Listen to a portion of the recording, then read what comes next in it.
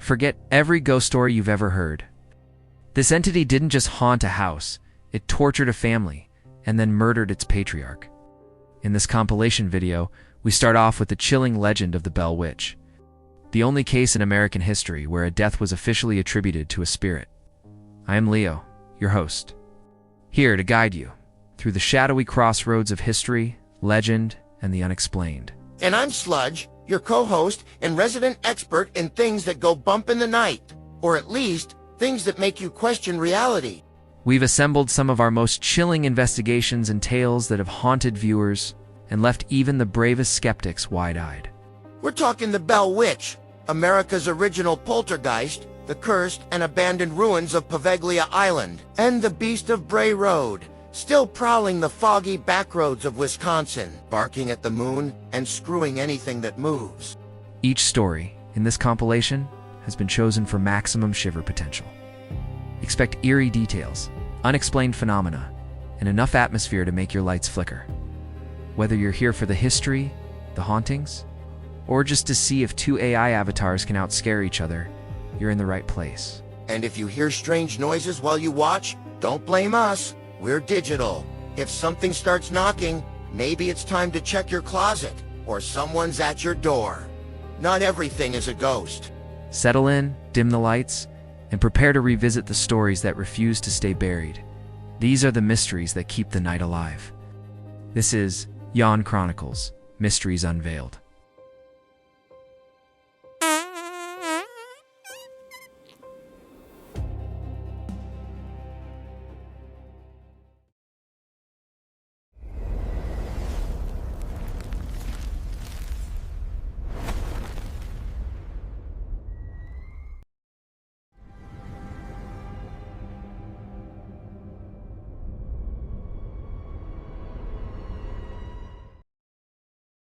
Good evening, truth seekers. Tonight we delve into the story of the Bell Witch, America's first and only legally documented death by a ghost. The Bell Witch legend is often framed as a single haunting, a sequence of terrifying events that struck one family and a few unlucky visitors. But peel back the layers. What emerges is something far more intricate. A convergence of oral folklore, misremembered history, and cultural mystery that hints at something beyond a localized ghost story. The farmstead may be gone, but the mystery breathes through time, sustained by a patchwork of rumors, old diary entries, archaeological oddities, and folkloric echoes that resonate across Tennessee. What makes the Bell Witch so persistent isn't merely the documented torment of the Bell family. It's the inconsistencies. Why did some neighbors hear nothing at all, while others witnessed household objects fly through the air? Why did the voice Kate sometimes recite scripture with saintly accuracy, and other times shout obscenities with startling rage? These contradictions haven't weakened the tale. They fueled it, giving it an almost quantum folklore status, simultaneously fact and fiction, belief and doubt, memory and myth. Local archaeologists and amateur historians have long searched the region for artifacts linked to the Bell family and their experiences. Some claim to have unearthed old tools or stone foundations on what might be the original Bell property. Others believe they've found graves belonging to the family, though none are marked definitively as John Bell's.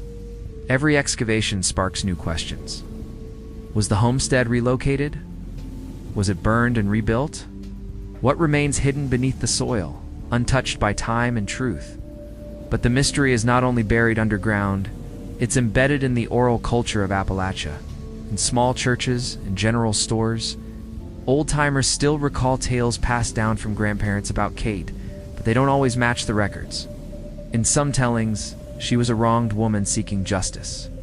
In others, she was a spirit protector, angry at John Bell for unknown crimes. The Bell Witch isn't a fixed entity, she's a mirror, reflecting what each storyteller fears or needs her to be. Local historians have attempted to reconcile these diverging stories with historical records. They comb census documents, land deeds, and personal letters from the 1800s in search of consistency. And yet, every thread they follow seems to branch. In one letter, a guest at the Bell home mentions feeling a chill and hearing a hymn. In another, that same guest claims to have seen nothing and heard only exaggerated gossip. It's as if time has conspired to shroud the Bell Witch not in clarity, but in gentle, swirling confusion. The contradictions have even touched linguistics. The name Kate Batts, often linked to the spirit's identity, appears in local records. But the real Kate Batts was a neighbor of questionable temperament, not necessarily a villain. Historians debate whether the spirit's use of the name was coincidental, purposeful defamation, or a community projection of guilt onto an unpopular figure. The connection has never been proven, but it has never been dismissed either. Meanwhile, physical locations associated with the Bell Witch, like the infamous Bell Witch Cave, have become pilgrimage sites. The cave, located near Adams, Tennessee, is real, accessible, and filled with echoes. Visitors often report feeling a presence there, but science offers little explanation. Temperature shifts are chalked up to air currents. Disembodied whispers? Perhaps psychological suggestion? Still few leave without a story. And so, the cave becomes a living museum of doubt, its damp, cool breath fueling a legend that refuses to fade. Over the decades, amateur paranormal investigators have taken recordings in and around the cave. Some report electromagnetic anomalies, faint voices captured on tape, and blurry photographs of strange lights. But each piece of evidence invites more skepticism. Were the devices malfunctioning? Were the photos doctored? Is the human brain simply too eager to find meaning in randomness? None of the answers stop the faithful from returning. Even universities have taken interest. Cultural anthropologists have published theses on the Bell Witch as an evolving American myth, how the legend adapts to new fears, new technologies, and new generations. In one paper, the tale is compared to other regional ghost stories across the world, from the Banshee of Ireland to the Hantu of Malaysia.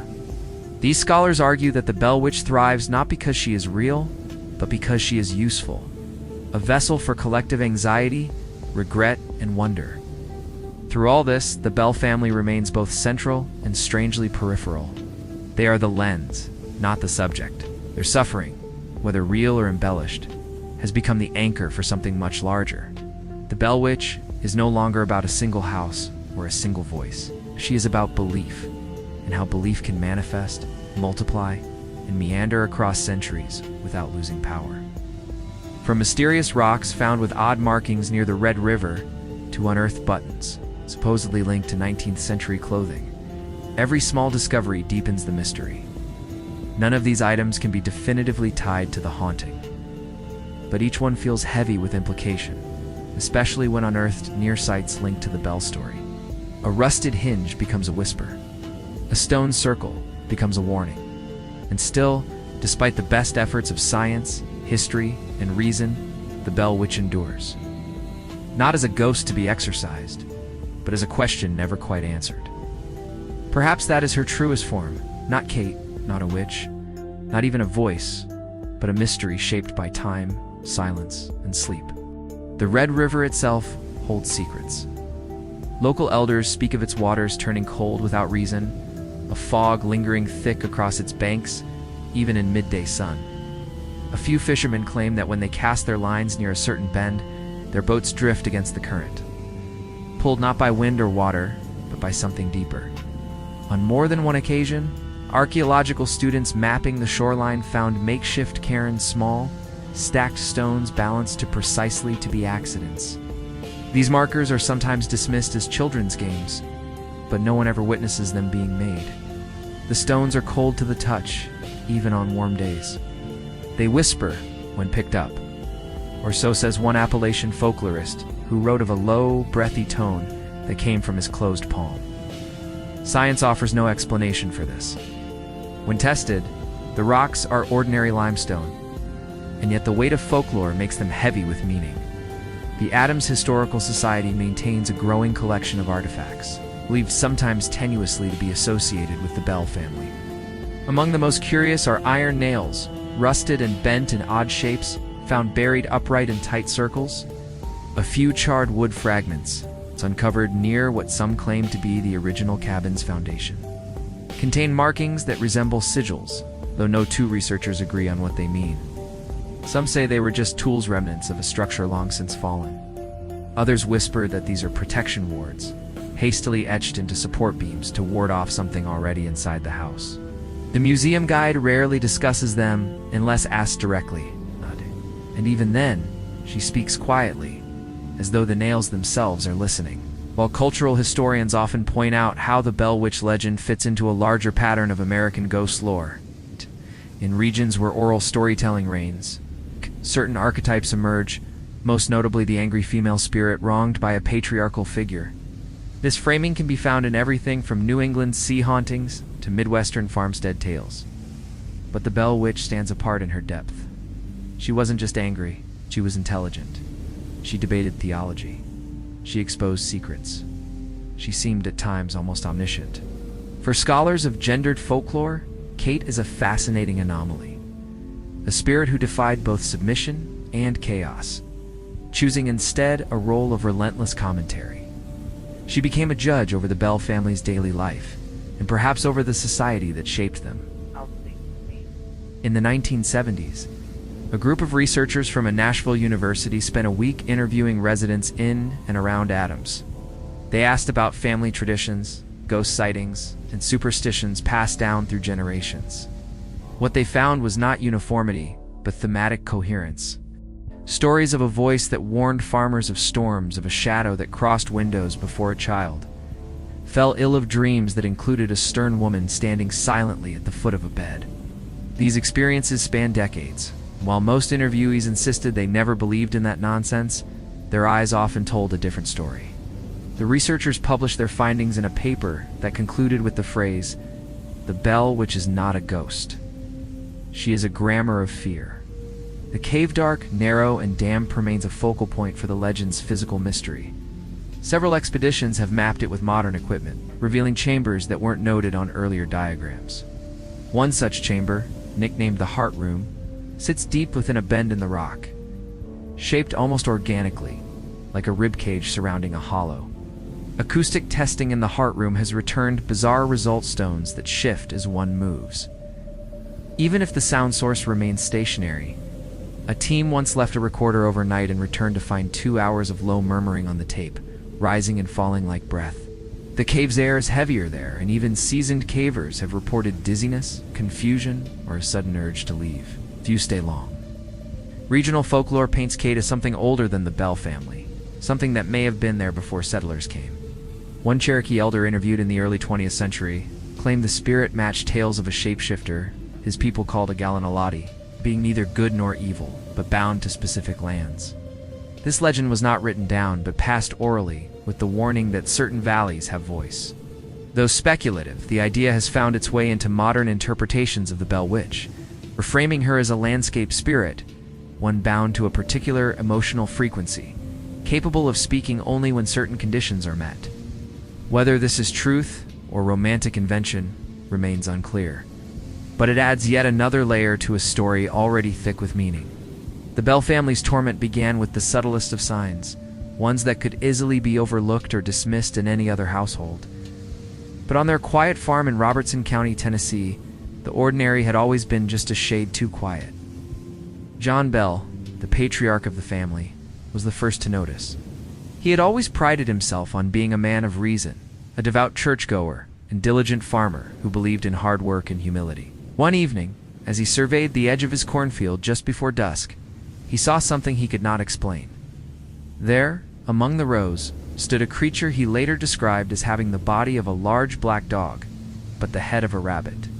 It didn't move when he called to it, didn't flinch when he raised his musket. When he fired, the thing simply vanished, not into the woods, but into the air, like breath on a cold window. That night, the Bell household lay awake longer than usual. The strange events didn't stop with the vanishing creature. Within days, John Bell began to notice odd sounds within the walls of the home. At first, they were faint, just a creaking or a tapping, something any old house might produce. But then came the gnawing like rats in the wooden beams, although no rats could be found. Chains dragged across the floorboards, even when no one was awake to move them. The noises seemed to follow a rhythm, as though something was pacing back and forth. He searched every inch of the house, inside and out, yet he could find nothing that would explain the eerie disturbances. At first, he told no one. It wasn't that he was afraid, he simply couldn't explain it. But soon others began to notice. Lucy Bell, John's wife, was a quiet and dutiful woman. She was the heart of the household, caring for their children with grace and patience. One night, while tending to her youngest son, she heard whispering, At first, she thought it was one of the children talking in their sleep, but the voice didn't sound familiar. It was faint but clear, feminine but harsh, and it seemed to come from the very walls of the room. Lucy stood frozen as the whispering continued, repeating the Lord's Prayer backward. Her hands trembled as she reached for the candle beside her bed, and when she lit it, the voice stopped. The room was still. Too still. She said nothing to John that morning, unsure whether she had truly heard anything at all. The Bell children began to report similar experiences. Betsy, their only daughter, awoke one morning with tangled hair and red marks on her cheeks. At first, Lucy assumed it was the result of bad dreams or sleepwalking. But Betsy insisted she had been pinched and slapped in her sleep by something she could not see. Her brothers teased her until it happened to them too. The scratches appeared on their arms, fresh welts that had not been there the night before. Sleep came uneasily to the children after that, and the mood within the Bell household began to shift from wary curiosity to cold apprehension. Friends and extended family members started hearing whispers during visits to the Bell home. One cousin claimed to hear his name spoken softly into his ear while sitting alone in the parlor. Another guest watched a chair slide unassisted across the floor. Though skeptical at first, many left the property convinced something unnatural lingered there. A schoolteacher who once boarded with the family refused to stay after a week, citing a pressure in the air and strange dreams that left him breathless. The entity soon identified itself. It called itself Kate. The voice was strong and articulate, often sarcastic, sometimes angry, and occasionally even helpful. Kate spoke openly to the Bell children and guests, sang hymns, quoted scripture, and recited sermons delivered miles away, sermons Kate could not have possibly heard. Its knowledge of personal details, distant events, and people's thoughts was unsettling. John Bell became a central focus of the entity's wrath. Kate frequently berated him in front of others, calling him a wicked man and vowing to end his life. His health began to deteriorate. His tongue swelled inexplicably. He suffered seizures and intense fatigue. No doctor could explain the symptoms, and no remedy seemed to work. Lucy did what she could to comfort him, but each passing day wore heavier on the family's nerves. Betsy, meanwhile, was targeted more than anyone else. Kate pulled her hair, slapped her face, and pinched her relentlessly. Betsy began to cry out in her sleep, and often awoke with bruises. Her school performance suffered, and she withdrew socially. When she became engaged to a local boy named Joshua Gardner, the torment increased. Kate loudly objected to the match, often screaming and throwing objects whenever the two spent time together. Eventually, Betsy broke off the engagement under pressure from her family and the entity. The Bell Witch legend is often framed as a single haunting, a sequence of terrifying events that struck one family and a few unlucky visitors. But peel back the layers, and what emerges is something far more intricate. A convergence of oral folklore, misremembered history, and cultural mystery that hints at something beyond a localized ghost story. The farmstead may be gone, but the mystery breathes through time, sustained by a patchwork of rumors, old diary entries, archaeological oddities, and folkloric echoes that resonate across Tennessee. What makes the Bell Witch so persistent isn't merely the documented torment of the Bell family. It's the inconsistencies. Why did some neighbors hear nothing at all, while others witnessed household objects fly through the air? Why did the voice Kate sometimes recite scripture with saintly accuracy, and other times shout obscenities with startling rage? These contradictions haven't weakened the tale. They've fueled it, giving it an almost quantum folklore status. Simultaneously fact and fiction, belief and doubt, memory and myth. Local archaeologists and amateur historians have long searched the region for artifacts linked to the Bell family and their experiences. Some claim to have unearthed old tools or stone foundations on what might be the original Bell property. Others believe they've found graves belonging to the family, though none are marked definitively as John Bell's. Every excavation sparks new questions. Was the homestead relocated, or was it burned and rebuilt? What remains hidden beneath the soil, untouched by time and truth? But the mystery is not only buried underground, it's embedded in the oral culture of Appalachia. In small churches and general stores, old-timers still recall tales passed down from grandparents about Kate, but they don't always match the records. In some tellings, she was a wronged woman seeking justice. In others, she was a spirit protector, angry at John Bell for unknown crimes. The Bell Witch isn't a fixed entity, she's a mirror, reflecting what each storyteller fears or needs her to be. Local historians have attempted to reconcile these diverging stories with historical records. They comb census documents, land deeds, and personal letters from the 1800s in search of consistency. And yet, every thread they follow seems to branch. In one letter, a guest at the Bell home mentions feeling a chill and hearing a hymn. In another, that same guest claims to have seen nothing and heard only exaggerated gossip. It's as if time has conspired to shroud the Bell Witch not in clarity, but in gentle, swirling confusion. The contradictions have even touched linguistics. The name Kate Batts, often linked to the spirit's identity, appears in local records. But the real Kate Batts was a neighbor of questionable temperament, not necessarily a villain. Historians debate whether the spirit's use of the name was coincidental, purposeful defamation, or a community projection of guilt onto an unpopular figure. The connection has never been proven, but it has never been dismissed either. Meanwhile, physical locations associated with the Bell Witch, like the infamous Bell Witch Cave, have become pilgrimage sites. The cave, located near Adams, Tennessee, is real, accessible, and filled with echoes. Visitors often report feeling a presence there, but science offers little explanation. Temperature shifts are chalked up to air currents. Disembodied whispers? Perhaps psychological suggestion? Still few leave without a story. And so, the cave becomes a living museum of doubt, its damp, cool breath, fueling a legend that refuses to fade. Over the decades, amateur paranormal investigators have taken recordings in and around the cave. Some report electromagnetic anomalies, faint voices captured on tape, and blurry photographs of strange lights. But each piece of evidence invites more skepticism. Were the devices malfunctioning? Were the photos doctored? Is the human brain simply too eager to find meaning in randomness? None of the answers stop the faithful from returning. Even universities have taken interest. Cultural anthropologists have published theses on the Bell Witch as an evolving American myth, how the legend adapts to new fears, new technologies, and new generations. In one paper, the tale is compared to other regional ghost stories across the world, from the Banshee of Ireland to the Hantu of Malaysia. These scholars argue that the Bell Witch thrives not because she is real, but because she is useful, a vessel for collective anxiety, regret, and wonder. Through all this, the Bell family remains both central and strangely peripheral. They are the lens, not the subject. Their suffering, whether real or embellished, has become the anchor for something much larger. The Bell Witch is no longer about a single house or a single voice. She is about belief, and how belief can manifest, multiply, and meander across centuries without losing power.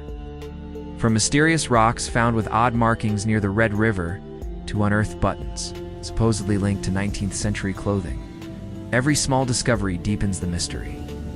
None of these items can be definitively tied to the haunting, but each one feels heavy with implication, especially when unearthed near sites linked to the Bell story.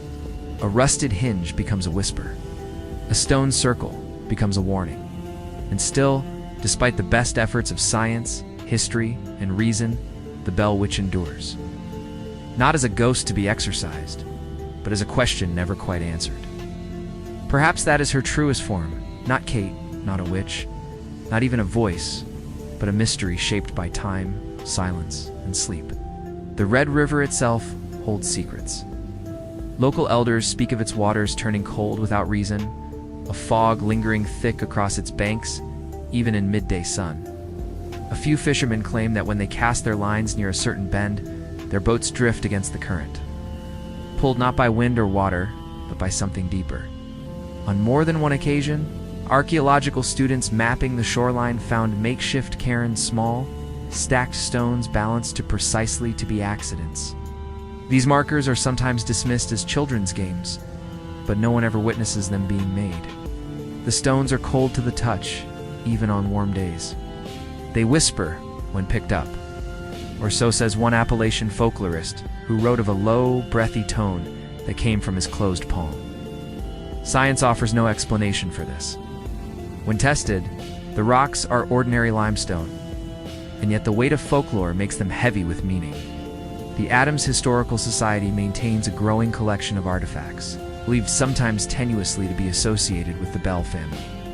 Among the most curious are iron nails, rusted and bent in odd shapes, found buried upright in tight circles. A few charred wood fragments, uncovered near what some claim to be the original cabin's foundation, contain markings that resemble sigils, though no two researchers agree on what they mean. Some say they were just tools remnants of a structure long since fallen. Others whisper that these are protection wards, hastily etched into support beams to ward off something already inside the house. The museum guide rarely discusses them unless asked directly, and even then, she speaks quietly, as though the nails themselves are listening. While cultural historians often point out how the Bell Witch legend fits into a larger pattern of American ghost lore, in regions where oral storytelling reigns, certain archetypes emerge, most notably the angry female spirit wronged by a patriarchal figure. This framing can be found in everything from New England sea hauntings to Midwestern farmstead tales. But the Bell Witch stands apart in her depth. She wasn't just angry, she was intelligent.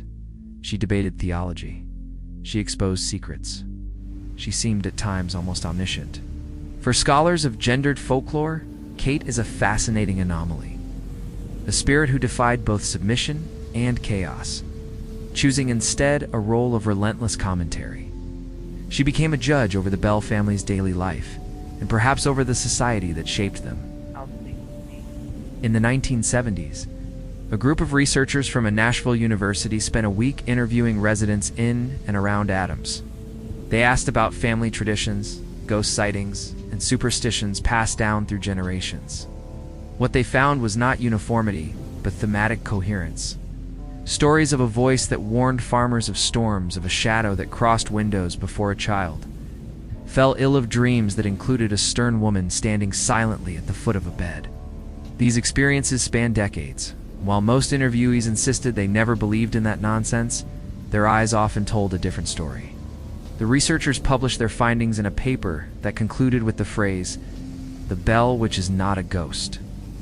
She is a grammar of fear." The cave, dark, narrow, and damp, remains a focal point for the legend's physical mystery.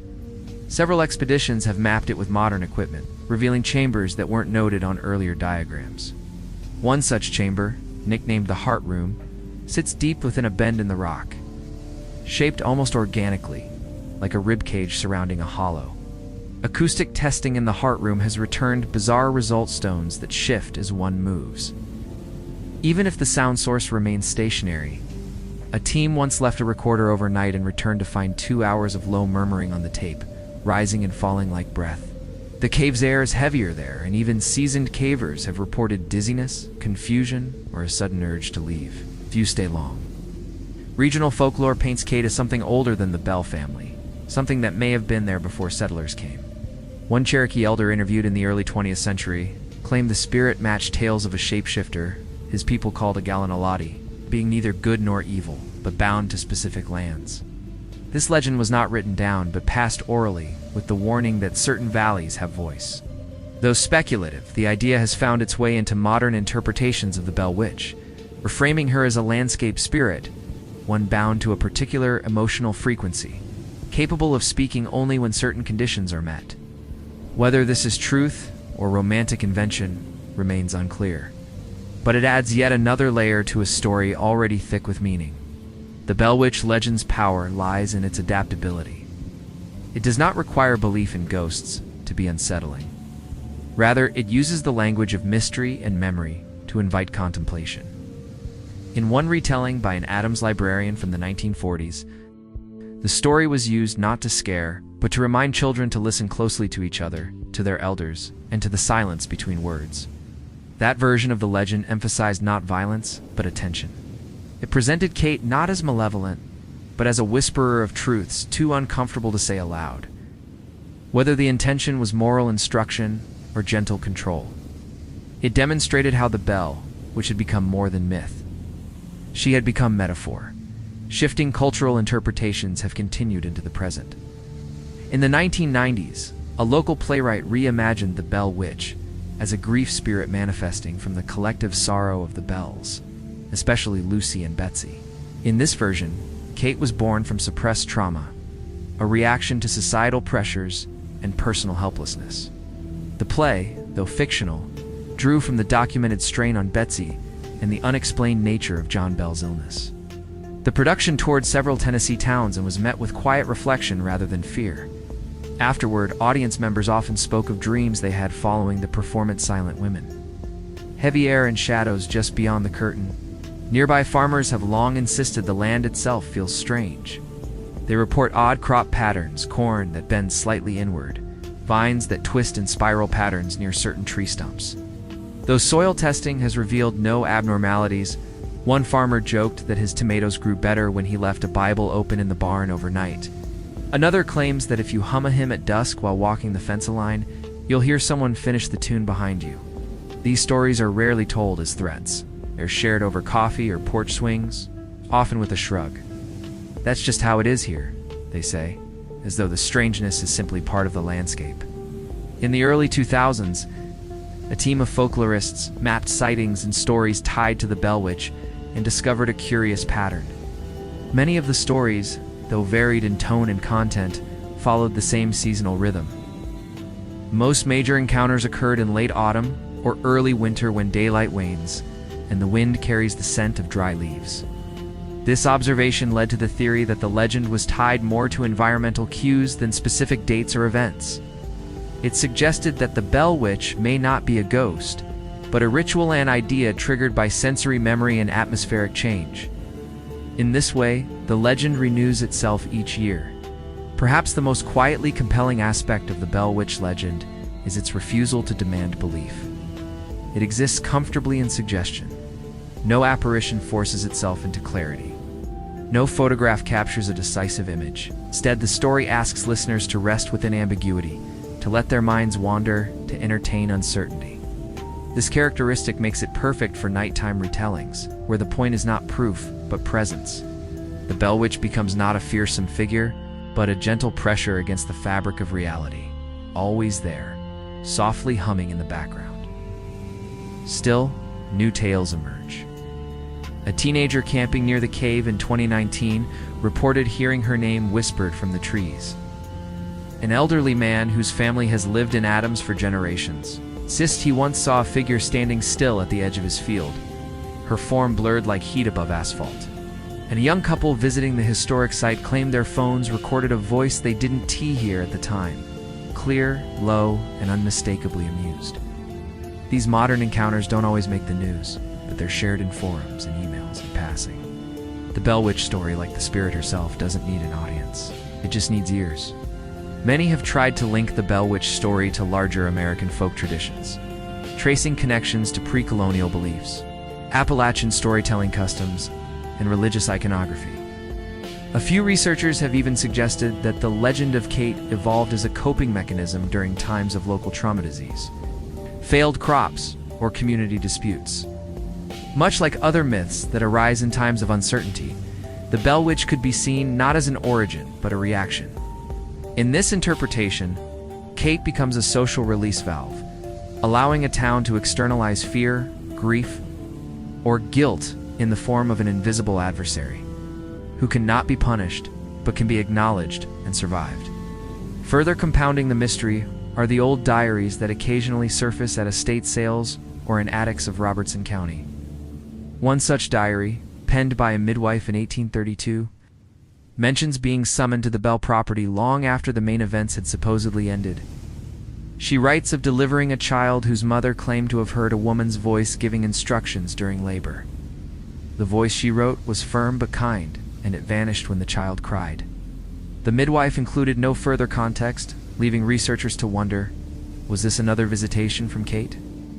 Or simply a dramatic embellishment written in an era rich with ghost stories? Modern spiritualists and clairvoyants occasionally visit the Bell Witch Cave, often documenting their impressions for blogs or video journals. One recent account describes a sensation of being watched not from a single point, but from all directions at once. Another visitor describes seeing a flicker in the air, like heat rising off pavement, though it was a cool day in late fall. These accounts are, of course, unverifiable, but that doesn't diminish their contribution to the myth. In fact, It's this blend of subjectivity and experience that sustains the Bell Witch's relevance in an increasingly scientific world. She reminds us that not all truth is empirical. The cave has become something of a cultural pressure point, drawing in skeptics and believers alike. Skeptics come to debunk the myth, armed with cameras and EMF meters, only to leave with an odd photo or a slightly changed mind. Believers bring offerings, stones, coins, handwritten letters, which they leave at the entrance or within its winding halls. One recent visitor left a necklace with a note, "For your patience." Such gestures suggest a relationship more than a fear. Kate, to them, is not a threat. She's a present, silent, watching, and somehow deserving of respect. Educational institutions in Tennessee have started to include the Bell Witch in curricula about folklore and American myth. Students read historical accounts, compare newspaper clippings, and debate the legend's credibility. One high school literature teacher in Clarksville asks her students to write journal entries as if they were living during the Bell family's time. Some write of fear, others of fascination. A few entries even suggest students feel a connection to Betsy Bell, imagining her isolation and confusion as something relatable in the modern age. The ghost, it seems, has become a bridge between past and present. Perhaps the most poetic element of the Bell Witch legend is that she has no end. There is no dramatic exorcism, no banishing of evil, no cleansing of space. Kate simply faded, or perhaps she didn't. Perhaps she's still there in the echo of water against cave stone, in the hum of cicadas at dusk, or in the chill that rides an autumn breeze across a quiet Tennessee field. Her story doesn't ask to be concluded, it only asks to be remembered. One of the most quietly chilling oral traditions surrounding the Bell, which involves mirrors. Several older residents in the area report inherited family habits of covering mirrors at night, not just during death or mourning, as is traditional in some cultures, but as a regular precaution. One woman, now in her 70s, recalls her grandmother insisting that Kate watches through glass. This belief, though never formally documented, has been echoed by others in Robertson County, who claim mirrors fog unexpectedly or reflect movement that does not occur. Though skeptics argue for condensation or trick of light, those who believe need no convincing. In their homes, glass is not just a surface, it's a doorway. The folklore extends to dreams as well. Many individuals claim that dreaming of the Bell Witch is a sign of impending revelation, not doom, but clarity. These dreams, by various accounts, include the same imagery: an open field, a woman standing at the edge of a tree line, and the soft sound of humming. Sometimes the woman speaks, other times she only stares.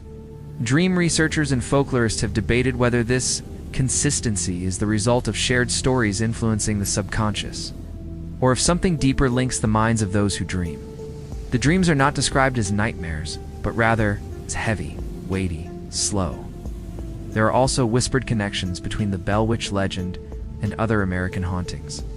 Some folklorists suggest that the infamous Amityville house bore a striking similarity in its earliest disturb-sized auditory events. Whispered names, cold spots, though located hundreds of miles apart and rooted in different historical contexts. The suggestion is that hauntings may not be isolated, that what we call Kate in Tennessee may have a sibling name in New York, or a cousin in the Pacific Northwest. Theories of migratory spirits remain fringe, but they hint at a chilling possibility, that belief itself might summon repetition. Even now, amateur ghost hunters still stake out nights near the Bell Witch Cave and surrounding lands. Many report nothing but mosquitoes and fog. A few claim to hear footsteps pacing just beyond sight. Others feel nothing until they review their recordings days later and notice a hum, a breath, or a faint voice threaded beneath wind noise. Whether these are digital anomalies or paranormal evidence, they reinforce the modern ritual of engagement proof, seeking in a place built on doubt. Each visit adds to the ever-growing archive of ambiguity. Technology, too, has shaped the legend's modern retelling. Podcasts, YouTube investigations, and digital reenactments flood the internet, offering high-production interpretations of the haunting, but the story never quite fits. Kate resists being pinned down by screenplay or social media clip. Her legend thrives best in the long form. Fireside stories, old books, late-night whispers. There is something about the slow reveal that suits her patience that matches the tick of time across an empty room. And in that slowness lies the Bell Witch's lasting impact. She is not a monster, not a banshee, not a villain to be defeated. She is a question with no answer. A mystery too subtle for thrill, too persistent for dismissal. When people say they do not believe, they still pause before entering the cave. When they say it's all nonsense, they still look over their shoulder. And when they lie awake at night listening to the quiet between sounds, it is Kate. They think of not because they believe in her, but because they cannot quite forget. There are also whispered connections between the Bell Witch legend and other American hauntings. Some folklorists suggest that the infamous Amityville house bore a striking similarity in its earliest disturbances auditory events, whispered names, cold spots. Though located hundreds of miles apart and rooted in different historical contexts, the suggestion is that hauntings may not be isolated. That what we call Kate in Tennessee may have a sibling name in New York, or a cousin in the Pacific Northwest. Theories of migratory spirits remain fringe, but they hint at a chilling possibility, that belief itself might summon repetition. Even now, amateur ghost hunters still stake out nights near the Bell Witch Cave and surrounding lands. Many report nothing but mosquitoes and fog. Few claim to hear footsteps pacing just beyond sight. Others feel nothing until they review their recordings days later and notice a hum, a breath or a faint voice threaded beneath wind noise. Whether these are digital anomalies or paranormal evidence, they reinforce the modern ritual of engagement-proof seeking in a place built on doubt. Each visit adds to the ever-growing archive of ambiguity.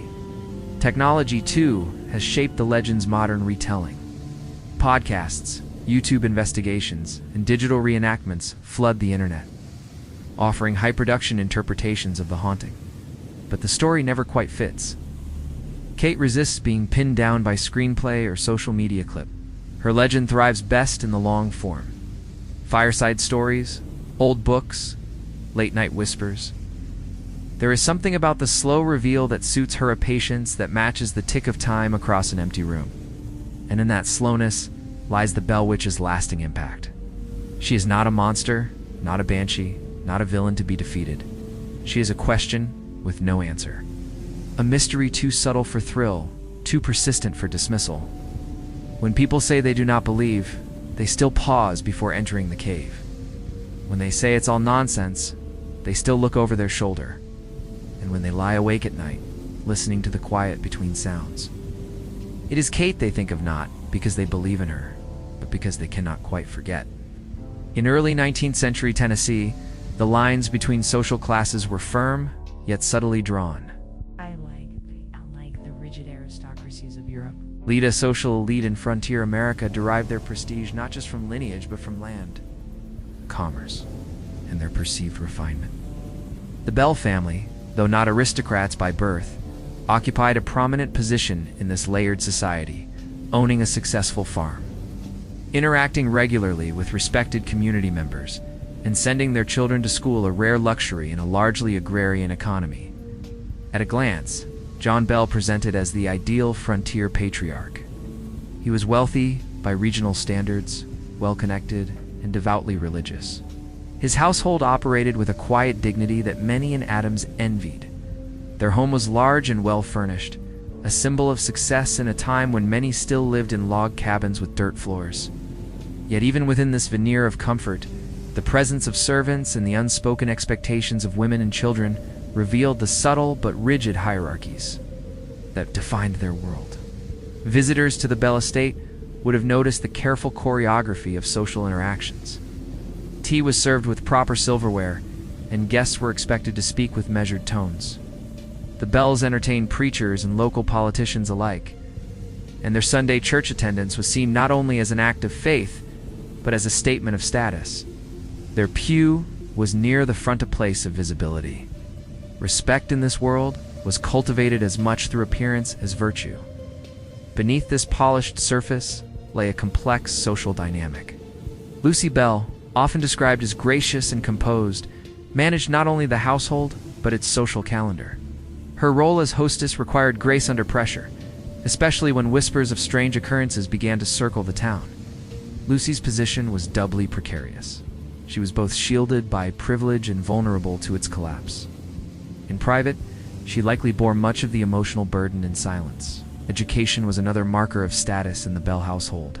Betsy, though a girl, was taught to read and write, a luxury denied to many of her peers. Her access to literature, scripture, and etiquette guides reflected the family's aspirations toward upward social mobility. But education also brought scrutiny. As Betsy began experiencing unexplained phenomena, her credibility was evaluated not only through her words, but through her social role. A respectable young woman in distress could draw sympathy or suspicion. In Adams, Tennessee, social gatherings were pivotal in maintaining hierarchy. Church socials, barn dances, and quilting circles were not just entertainment. They were stages on which community members performed their identity.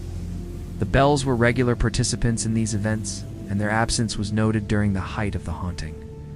Neighbors speculated in whispers. Was it illness, shame, or something worse? To vanish from the social stage was to risk obscurity, or worse, infamy. The gender dynamics of the time played a crucial role in how the haunting narrative unfolded. Men were expected to be rational, decisive, and unemotional. John Bell's affliction, mysterious illness, confusion, and vulnerability re-encounter to these ideals. Some contemporaries may have seen his decline as a symbolic unraveling of masculine authority.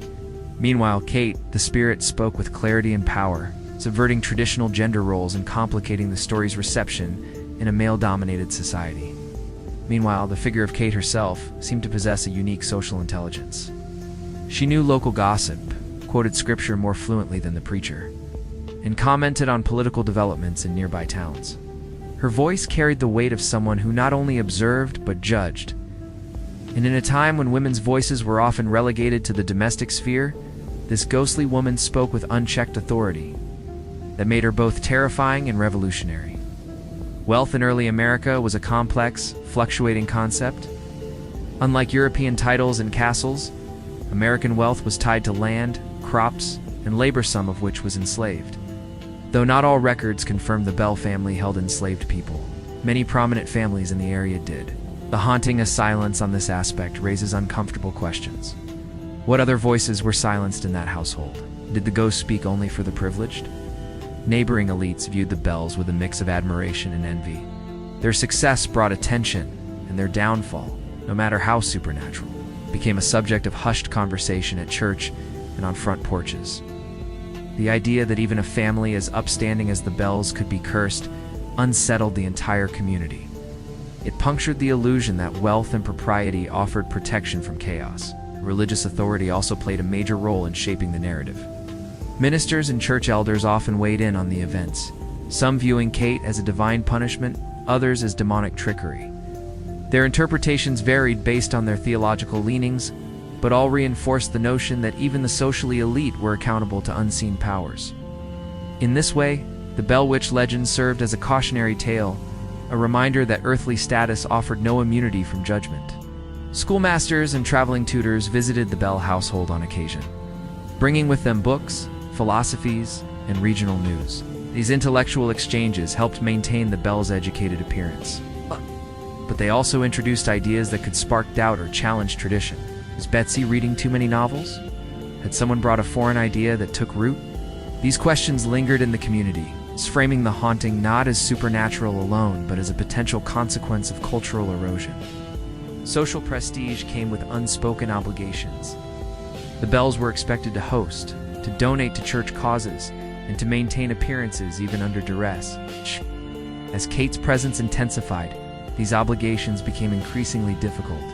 The household grew tense. Servants whispered. Children were kept indoors. Visitors, once frequent, came less often. And the Bells' place at the top of the social ladder began to waver. Rural Southern honor culture demanded stoicism in the face of hardship. Men did not cry. Women did not complain. Children did not question their elders. Yet the Bell Witch disrupted all of this. She caused tears, screams, doubts, and violations of domestic privacy. Her influence was corrosive not only to the body, but to the very codes that governed respectable life. In their attempt to remain respected citizens, the Bells rarely spoke publicly about the events. Their silence created a vacuum, one filled quickly by rumor. Neighbors invented details, newspapers speculated, and visitors arrived hoping to witness the inexplicable. The family's reluctance to correct or confirm any of these accounts only deepened their mystique. In time, their very restraint became part of the legend. More than a few visitors to the Bell home reported unease, not from anything they saw, but from what they felt. The house, though immaculate, seemed heavy. A local merchant wrote that he had trouble breathing while inside, and a schoolmistress noted that the children seemed too quiet, too watchful. These subtle signs, though, easily dismissed, hinted at a deeper disturbance, one not confined to supernatural episodes, but woven into the social fabric of the household. To be elite in early America was to live with performance anxiety. Every action, every word, every guest and gesture was part of a reputation economy. The Bell Witch may have haunted the home, but reputation haunted the people. And in a world where gossip moved faster than letters, every unexplained event became a potential social collapse. Despite these pressures, the Bells remained a benchmark for others. Even after the events, their name carried weight. This paradox of being both admired and pitied illustrates how tightly wound social narratives could become. The Bells were not villains, nor victims. They were something far more fragile, aspirational. The hauntings' impact on class dynamics outlived the Bells themselves. Later generations remembered the events not just as ghost stories, but as social commentary. Preachers invoked the Bell Witch when warning against pride. Teachers referenced her when discussing obedience, and parents told the tale as a caution against deviating too far from accepted norms.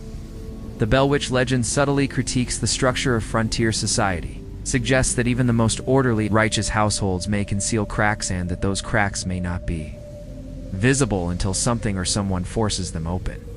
Whether Kate was real or not becomes almost secondary. Her story serves as both mirror and magnifying glass.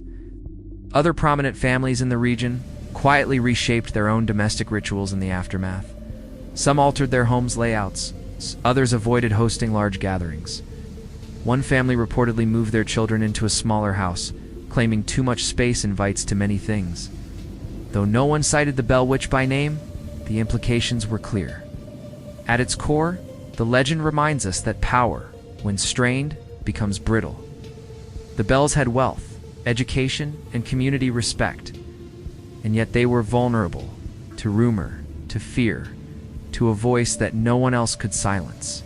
Their fall, if it was one, came not from financial ruin or scandal, but from a slow erosion of social trust.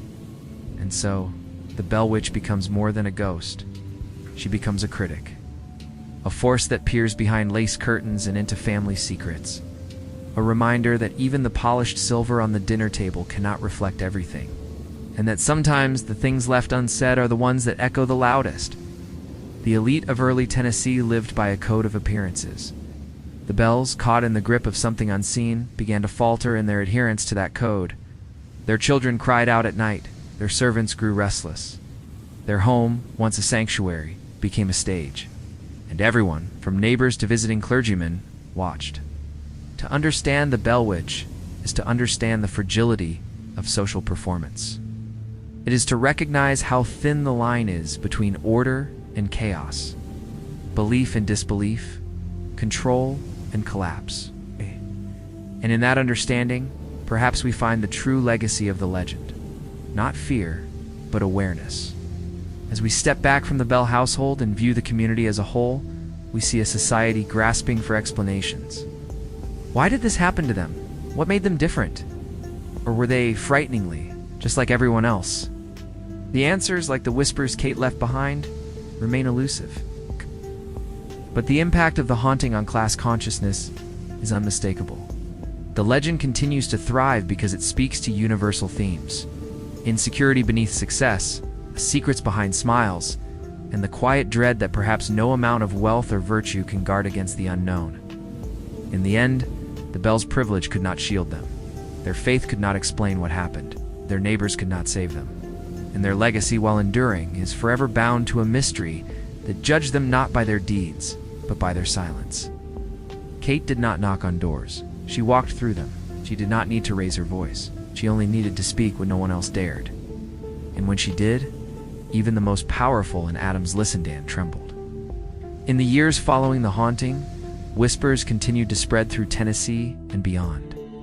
The Bell Witch story became a patchwork of testimonies, half-remembered encounters, and fervent retellings. And yet, despite its oral richness, many of the strangest details never made it into official records or widely circulated narratives. These lesser-known facts, buried in marginalia, footnotes, and private correspondence, add new texture to an already enigmatic tale. It is in these quieter threads that the haunting finds fresh breath small. Often overlooked moments that beg the question, what was really happening at the Bell Farm and who knew more than they admitted? One of the most compelling sidelights involves a set of letters. Discovered in the attic of a neighboring home in the early 20th century, these letters, written by a schoolteacher named Elijah Monroe, document a series of oddities he witnessed while tutoring the Bell children in arithmetic and scripture. In them, he describes books flying from shelves, pencils snapping in his hands, and ink turning to water before his eyes. What's more, Monroe notes the presence of unfamiliar handwriting in Betsy Bell's school journal, Precise, older than her style and containing Latin phrases she had never learned. The letters were never published in full, likely because they painted a far more intimate picture of the haunting than the public accounts allowed. Other records point to an odd pattern of behavior from visiting ministers. Several diaries recovered from regional churches note that after sermons delivered at the Bell household, preachers frequently complained of nightmares and fatigue. One man wrote that his voice left him for a full day after delivering a prayer within the Bell home. Another documented hearing a woman sobbing in his carriage as he returned home despite traveling alone.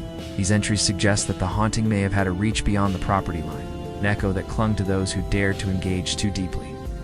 There are also testimonies from African-American laborers and servants who lived and worked near the Bell property. These voices, long omitted from mainstream tellings, describe sensations of being watched in the fields, tools disappearing, and dreams of a pale woman who spoke without moving her mouth. Their accounts often lacked the formal structure of written testimony, yet they contain recurring themes found across other narratives. The presence of a woman who knew names, spoke in riddles, and sometimes wept beneath the trees. The spirit to them was less a witch and more a watcher, quiet, but constant. A lesser-known but deeply unsettling detail involves livestock. Farmers adjacent to the Bells reported unusually high rates of stillbirths and unexplainable behavior among their animals during the peak years of the disturbance. One man claimed that his mule refused to pass a certain tree line near the Bell property, braying in terror until turned around. Another found hoofprints arranged in a perfect spiral one morning in the middle of his field. While some dismissed this as natural or superstitious exaggeration, others quietly adjusted their grazing routes and avoided night work. These were not families prone to panic. They were seasoned agriculturalists. But something had shaken them. Among the town's record keepers, there exists a gap in absence of formal documentation from several critical years. Minutes from church meetings are missing. Property disputes that were once hotly contested seem to have been dropped. Birth and death registries include strange omissions, with infants listed simply as lost, and causes of death noted as unknown decline. While it's impossible to link these directly to the Bell Witch, the timing aligns suspiciously. It is as though the town, too, had fallen under a hush of collective amnesia or quiet agreement not to probe too deeply. More recently, digital historians have combed online archives and microfiche repositories in search of new insights. In doing so, they've discovered oblique references in distant publications, an 1850s Missouri newspaper mentioning a southern family haunted by a speaking shade, or an 1831 book review referencing a Miss Kate whose voice moved objects and confounded men of reason. These fragments, scattered and thin, suggest the story traveled far earlier and more widely than previously assumed. It was not confined to Tennessee. It was viral in the slow way legends once spread, by whisper, ink, and firelight. Even stranger are the coded journals found decades later in the attic of one Bell descendant. Written in cipher, they took years to decode. When they finally were, researchers discovered mundane farm records interspersed with increasingly erratic notes lines, such as "She stands by the well at dusk." or the mirror must be turned to the wall before sunset. These entries, dated well after the supposed end of the haunting, suggest either a continued belief or a continued presence. The final entry reads only, "The voice is softer now." An overlooked physician's ledger from a neighboring town records John Bell's symptoms in surprising clinical detail: tremors of the jaw, intermittent numbness in the fingers, confusion upon waking. But after one visit, the doctor refused to return. His notes end abruptly. His handwriting trails off mid-sentence. Later pages are torn out. The physician moved away the following year, citing declining health and unrestful sleep. The case remains unexplained. Perhaps one of the more curious investigations came in the 1970s, when a local university sent a team of folklore and psychology students to interview residents of Adams. The aim was to gather oral histories, but what they found was a collective discomfort with the subject itself. Many townsfolk politely declined interviews. Others offered vague comments, then retracted them. One interviewee, an elderly woman in her 80s, allowed herself a single recorded quote: "She dainty like being looked at too hard." 8. The hesitation to speak about Kate may reflect a broader cultural instinct to preserve mystery. In many folk traditions, too much attention to a spirit invites it in. By ignoring it, people believe they protect themselves. This avoidance is seen in similar legends across the South, where spirits are addressed obliquely or not at all. In the Bell Witch's case, her name is often avoided altogether in local conversation. She is her, or the one, as if to name her is to summon her. Such euphemism reveals not just superstition, but reverence, a quiet acknowledgement of something that remains unresolved. Interestingly, some researchers have explored the psychological dimensions of the haunting, particularly focusing on Betsy Bell. They suggest that the events may represent a collective expression of family trauma, possibly abuse, illness, or unspoken grief. In this light, the poltergeist activity becomes symbolic, an externalized cry for help. While speculative, this interpretation aligns with patterns observed in other supposed hauntings, where emotional repression and stress manifest in sensory experiences. If true, it casts Kate not as a spirit, but a projection of unspoken pain. In recent decades, paranormal investigators with digital equipment have attempted to prove the Bell Witch's existence. They have recorded unexplained audio scratches, whispers, and low tones, especially near the old cave site. Some EMF readings fluctuate wildly, and batteries drain mysteriously. Skeptics argue that the power of suggestion influences both the instruments and the operators. Yet those who conduct these sessions often leave shaken, reporting dreams or odd occurrences days later. These modern tools may not confirm the haunting, but they certainly amplify its reach. A quiet but persistent theory suggests that Kate was never tied to the Bell family alone. Stories have emerged from neighboring farms' accounts of whispering voices, flickering lights, and vanished belongings. One such account, from 1842, describes a man finding his plow harness tangled in the shape of a knot he couldn't undo.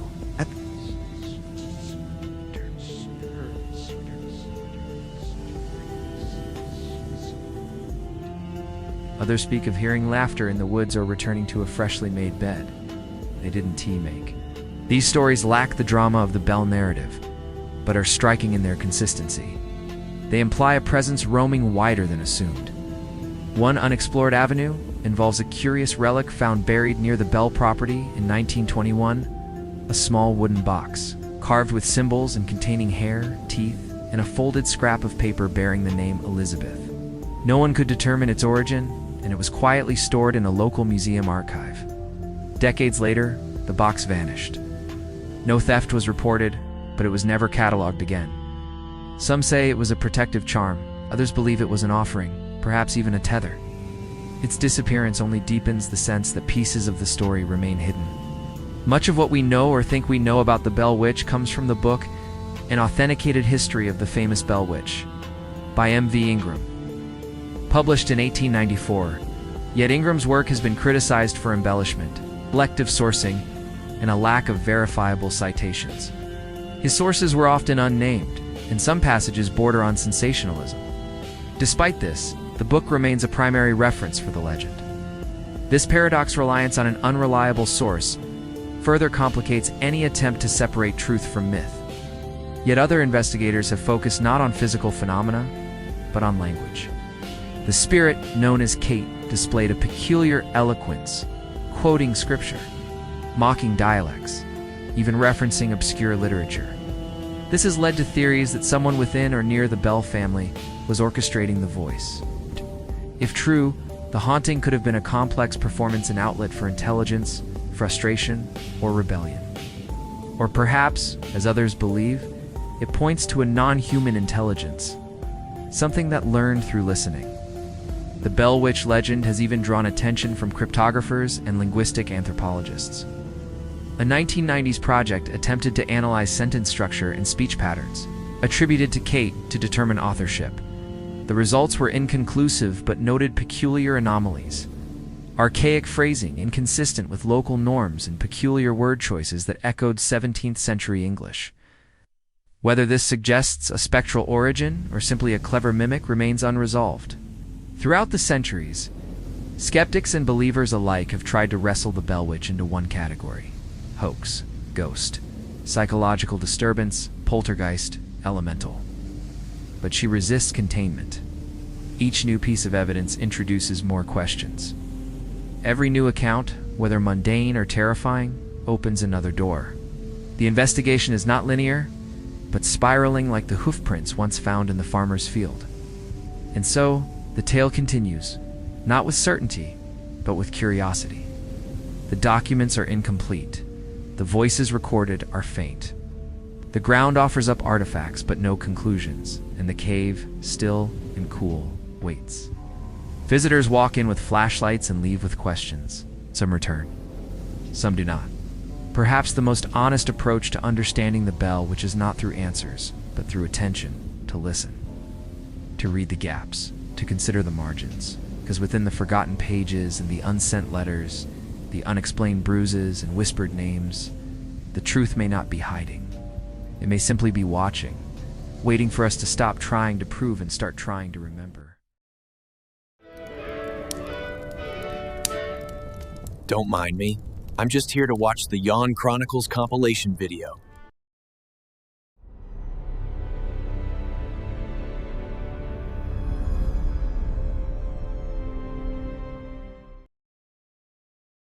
Did you know there's an island in Italy so haunted, so feared, and so drenched in human suffering that even local fishermen refuse to cast their nets near its shores? They say the earth there is more ash than soil, because hundreds of thousands of plague victims were burned and buried right where they fell. They say the screams of the forgotten still drift across the lagoon at night, not from ghosts, but from something deeper, like the island itself remembers. And for nearly 200 years, no one has been allowed to set foot there without government permission. Tonight we're going to Poveglia, a tiny island between Venice and Lido, known by some as Italy's Plague Island, and by others as Hell on Earth. We'll walk through what life was like for the people sent here: sick, the insane, the damned, and the doctors who performed unspeakable acts in the name of science. We'll explore the cursed legends that still surround the abandoned asylum, forbidden bell tower, and the whispers that follow anyone who dares to visit. We'll look at why the rich once tried to build luxury homes on the island, and why they fled in terror. And by the end of this journey, you'll know exactly why Poveglia has remained untouched. It's unwanted and unnervingly silent for over half a century. So lay back, get comfortable, and drift off as we uncover the long-forgotten horrors of Italy's most haunted island. This is Yawn Chronicles. It is difficult to imagine a place more unsettling to live than Poveglia Island during the peak of its use. The moment a person was ferried across the murky waters of the Venetian lagoon toward this forgotten speck of land, their fate was effectively sealed. For many, this short, silent journey marked the beginning of the end. Whether they were plague victims, mentally ill, or simply deemed undesirable by society, they were transported here not for healing, but for containment, isolation, and ultimately disappearance. The island was not designed to nurture life, but to remove it from sight, and in many cases, from memory. Even the air itself must have felt different, thick with the scent of salt, decay, and centuries of anguish. There were no loved ones to wave goodbye, no familiar faces to greet arrivals, Just the low groan of the boat's hull, the squawk of distant gulls, and the eerie quiet of an island that had already claimed tens of thousands of lives. The skies above were often choked with mist, and the water surrounding the island carried a foul odor, as if even the sea itself rejected what was happening there. For those on board, the destination might as well have been the underworld. The few who dared to look ahead saw ruins, smoke, and shadowy figures in the distance. It was a journey made only once, with no return trip. Imagine being a plague victim during the Black Death, barely able to breathe, your skin burning with fever and your mind clouded with fear. You are not taken to a hospital or a place of comfort, but to a desolate island where the dead are piled in heaps and burned beside the living. The screams never stop. Some echo from the groves of twisted trees, others come from the stone walls of hastily built pest houses. There is no medicine here, only waiting. If you are strong enough to walk, you still cannot leave. If you are too weak to rise, you are buried all the same. Day and night blur into one long fevered nightmare, with no distinction between the living and the dead. The caregivers, if they can be called that, were beaked masks filled with herbs to mask the smell and to protect themselves, but their touch is impersonal and rushed. They dump buckets of water on fevered bodies, hoping to cool them, but never stay long enough to see if it helps. There is no dignity in death on Poveglia, only disposal. Fire consumes flesh faster than decay can set in, and the smoke never fully clears. For those committed to the asylum that operated on the island in later years, daily life was no less horrifying. The institution, perched near the remnants of plague pits, offered little in the way of hope. Patients were often left unattended, subjected to crude therapies, or restrained for days on end. Medical staff were poorly trained, and sometimes the only sounds that filled the halls were the howling of patients and the scrape of metal trays. Some patients were dumped on the island not because they were truly insane, but because they were inconvenient, unwanted, or misunderstood. Their pleas for help went unheard, swallowed by the same silence that once consumed plague victims. Treatments were brutal and often experimental. Lobotomies were administered without anesthesia, electric shock therapy was applied at random, and isolation was routine. The smell of urine, blood, and mold filled the wards. Windows were barred and rooms were poorly lit. Insects crawled along the walls and rats scurried between floorboards. The line between punishment and care was non-existent. The isolation was suffocating. The waters that surrounded Poveglia were not a barrier for protection, but a psychological moat that made escape impossible. Even on the clearest day, Venice remained just out of reach, visible but unattainable. Birds rarely landed on the island, and even animals seemed to avoid it. The church bell tower stood as a grim sentinel, a constant reminder of the suffering that echoed through the trees. At night, there was no light. Only the flicker of the moon against the broken windows of abandoned wards and wind slicing through the stone corridors. Some said they could hear footsteps in the corridors when no one else was present. Others reported whispering voices that seemed to follow them from room to room. The walls groaned under the weight of their secrets, and even the air felt wrong. Patients huddled in corners, muttering to themselves, not just from madness, but from genuine terror. The staff, though hardened, were not immune. Many refused to work the night shifts alone. Food was scarce and often spoiled, brought in bulk and stored carelessly. Drinking water came from wells that reeked of decay. The stench of death was unavoidable, soaked into the soil itself. There was no proper sanitation, and disease spread quickly. People became accustomed to stepping over corpses, to watching neighbors cough blood and collapse, to hearing cries for help that were never answered. It was not a question of if you would die here, but when. Meals were bland and infrequent, with most rations going bad long before they could be eaten. The bread was stale, the broth thin and gray, and meat when it existed was filled with gristle and bone. Malnutrition was rampant. Some patients were so weak they could not lift their heads. Others hoarded scraps of food like treasure, hiding moldy crusts in their bedding. Hunger gnawed at everyone, dulling thoughts and fueling desperation. Strong preyed on the weak for crumbs. No one was spared. The work was equally grim for the few who staffed the facilities. Nurses and doctors were overwhelmed, exhausted, and desensitized. Some tried to help, others did what they could to numb themselves to the constant death. Rumors swirled that certain doctors conducted experiments, using the mentally ill as subjects for cruel procedures, whether myth or truth.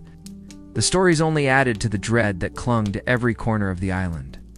Staff rotated in and out, but no one ever stayed long willingly. Some disappeared without explanation.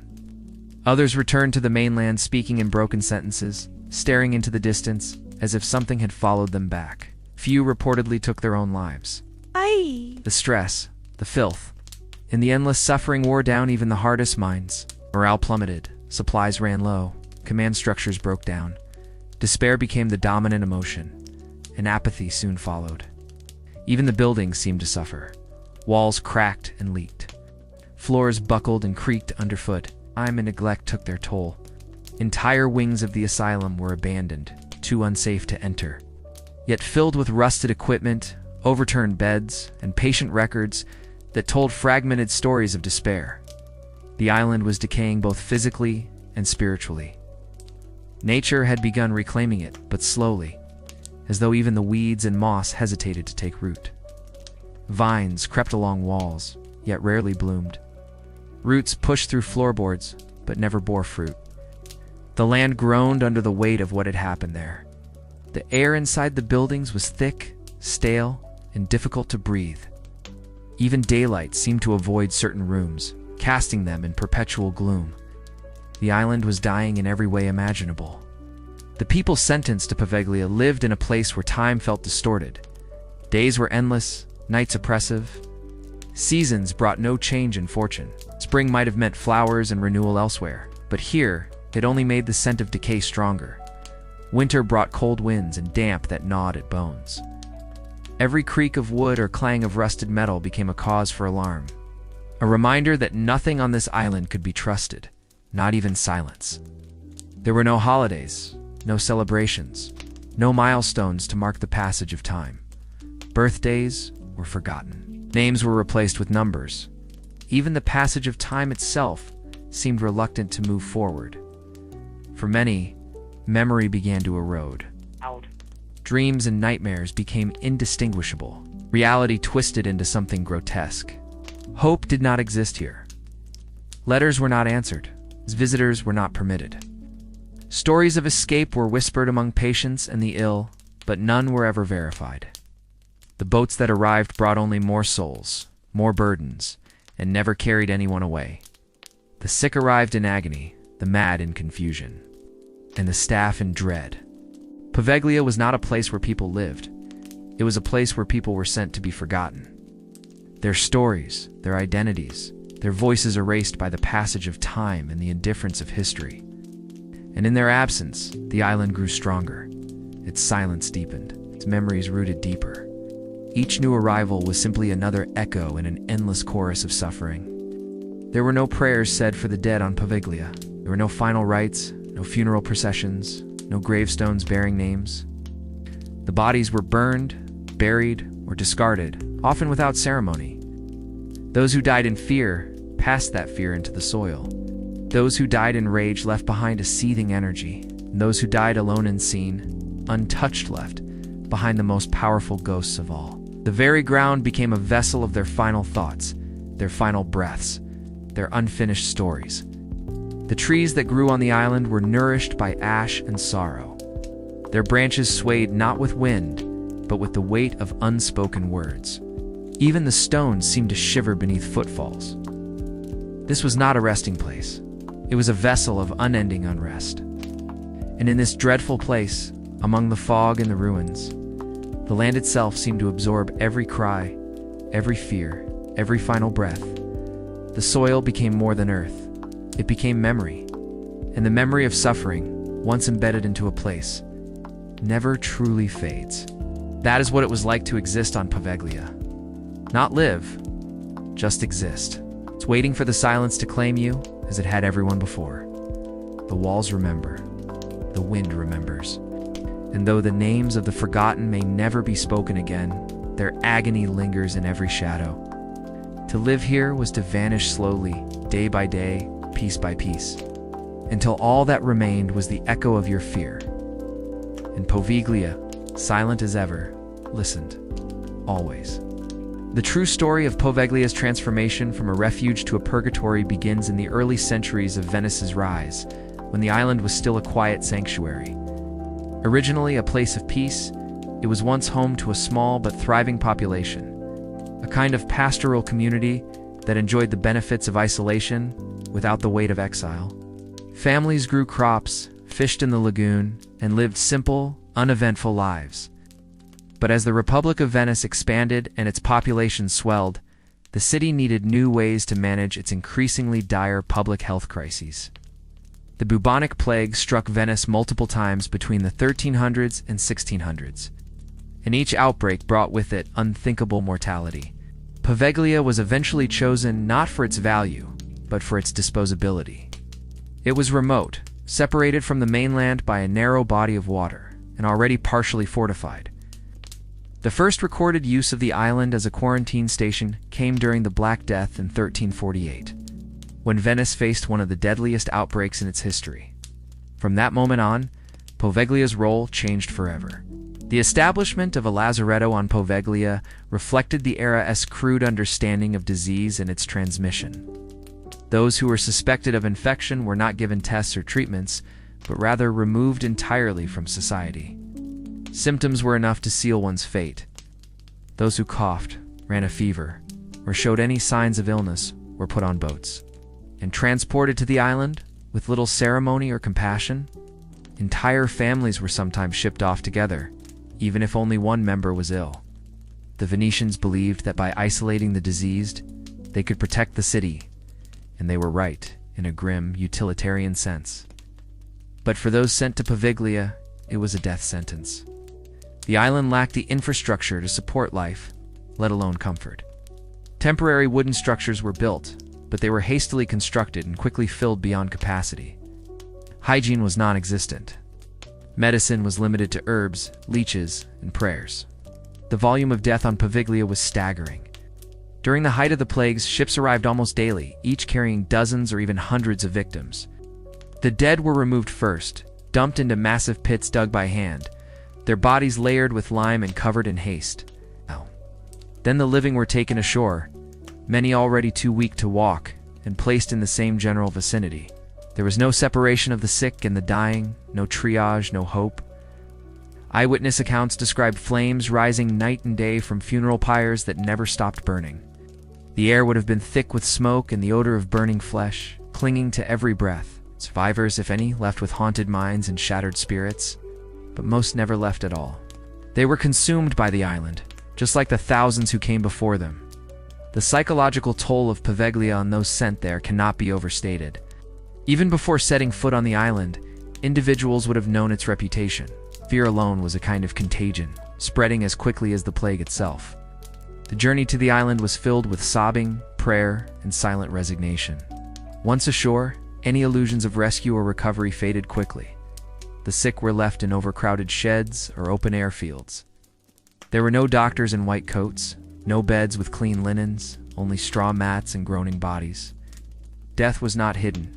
Here it was everywhere. Corpses were left in the open for days until carts came to remove them. Rats and insects thrived. Food, when it came, was dumped from boats and left for the strong to retrieve. The weak starved in place. Children died beside their parents. Priests stopped giving last rites.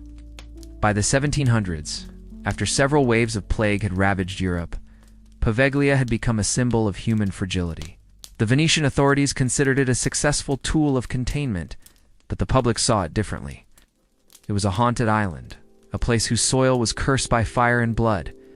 As the Republic of Venice declined, so too did interest in maintaining the lazaretto. Eventually, the plague retreated, replaced by new concerns: political instability, war, and revolution. Poveglia fell into disrepair, its buildings left to rot, its fields overtaken by weeds. But the island never truly emptied. Even as the plague pits were covered over, the bones remained. When modern excavations have taken place, skulls and femurs have surfaced just below the topsoil. The dead are still there, restless, unmarked, and unacknowledged. In 1922, the next chapter of Poveglia's grim history began when the Italian government decided to repurpose the island as a psychiatric hospital. The decision defied local lore and centuries of whispered warnings. Though science had progressed and medicine had improved, the stigma of mental illness remained, and so did the desire to hide it. What better place to hide the unwanted than on a forgotten island steeped in death? The hospital was poorly funded, inadequately staffed, and structurally unsound from the beginning. Conditions deteriorated rapidly. Patients were housed in former plague-era buildings with crumbling walls and exposed ceilings. Rain leaked through the roof, wind howled through broken windows, and mold covered the walls like a second skin. The staff were overwhelmed, undertrained, and largely indifferent. The treatment methods at the asylum ranged from outdated to inhumane. Electroshock therapy was commonly used, often without consent. Lobotomies were performed with crude instruments and minimal care. Patients were locked in isolation rooms for days, sometimes weeks, with no human contact. Their cries echoed down stone hallways, unanswered. Restraints were used liberally. The screams became a regular part of the island's ambience. According to local legends, some patients claimed they saw things, shadowy figures, moving shapes, faces that peered through cracks in the walls. The staff dismissed these reports as delusions, symptoms of mental breakdown. But those who worked the night shifts began to whisper among themselves. Strange noises, unexplained footsteps, objects moved or vanished, doors that opened on their own. The asylum itself seemed alive. One of the most persistent legends involves a doctor who became increasingly obsessed with the island's dark energy. According to the story, he conducted unauthorized experiments on his patients. He was convinced that drilling into their skulls would allow him to see their hallucinations firsthand. The doctor began to suffer vivid nightmares. He claimed to hear voices when he was alone, voices that called him by name. He stopped eating. He stopped sleeping. Eventually, he climbed to the top of the island's bell tower, and either jumped or was thrown, plunging to his death on the rocks below. Some say he survived the fall, only to be consumed by the mist. Others say his screams were heard long after his body hit the ground. The bell, which had long since been removed, is still said to ring on its own during certain nights, as if mocking his madness. The hospital closed in 1968 under mysterious circumstances. The official explanation was that it had become too dangerous to maintain. But unofficial accounts suggest something more sinister. Staff refused to work there. Supplies stopped arriving. Patients were transferred or simply vanished from records. The buildings were sealed off. The Italian government imposed strict restrictions on access to the island. For decades, it remained untouched. Even now, permission to visit is rare and difficult to obtain. Locals refuse to talk about the island. Fishermen steer clear. Children are told stories to keep them from wandering too close. The silence surrounding Poveglia is enforced not by law, but by fear. In the decades since, several groups have tried to purchase or develop the island. Luxury resorts were proposed. Private buyers made inquiries, but every attempt to rebrand or reclaim Poveglia has failed. The reasons are always vague. Contractors walk off the job. Investors pull out. Engineers report structural problems that seem to defy explanation. One family that briefly bought the island reportedly left after a single night, refusing to speak publicly about their experience. According to one rumor, their daughter was attacked by an unseen force, leaving her face permanently scarred. The deal was quickly dissolved. The island was returned to the government. It has remained vacant ever since. To this day, Poveglia is a place that resists human intrusion. The buildings, now collapsed and overgrown, seem to sigh with every breeze. The trees lean in unnatural directions. Birds rarely nest. The ground feels soft underfoot, as if hollowed out from below. Those who have set foot on the island in recent years report a suffocating sense of dread, an almost physical weight pressing down on their chests. Electronic equipment malfunctions. Compasses spin. Whispered voices are heard where no one stands. Shadowy figures appear in photographs taken by skeptical visitors. Paranormal researchers consider it one of the most active locations in the world, not because of any one entity, but because of the sheer volume of death and despair trapped there. What separates Poveglia from other haunted sites is not just the suffering that occurred, but the density of it. Layer upon layer of torment, generation after generation. It is not one story, but thousands. not one ghost, but a legion. This is an island where sorrow was institutionalized, where pain was protocol.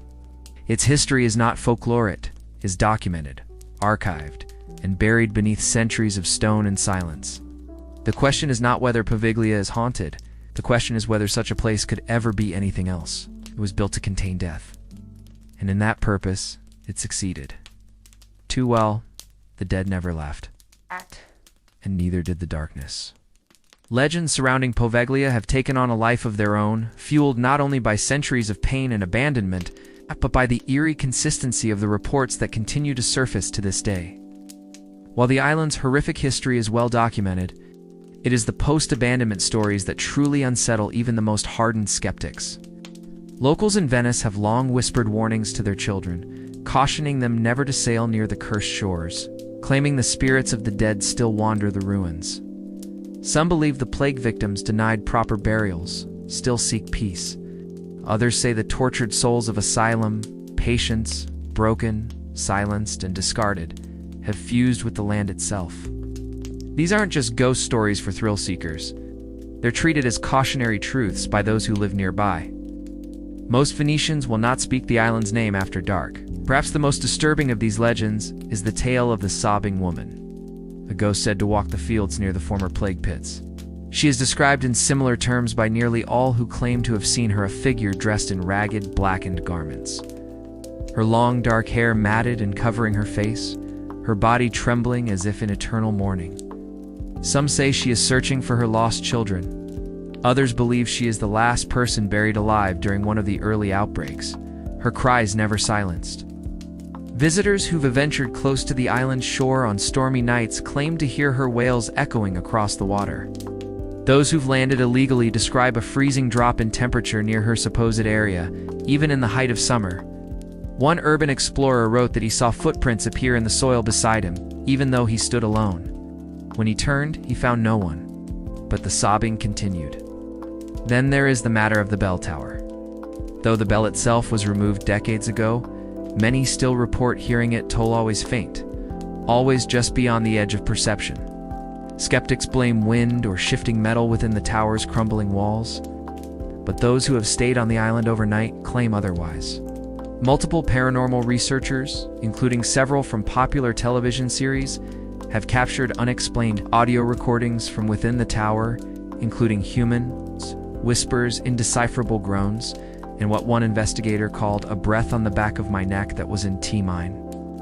Some believe the tower functions like a beacon, drawing in spiritual energy from the suffering below. Others think it was once used to call the living, but now only speaks for the dead. The island's silence during the day is oppressive, but at night that silence is pierced with unnatural sounds. Another persistent legend speaks of a black mist that sometimes rolls across the island without warning. It does not move like ordinary fog, and it carries with it a sour, acrid smell. Witnesses say it induces a kind of temporary paralysis, as if something presses down on their chest and limbs.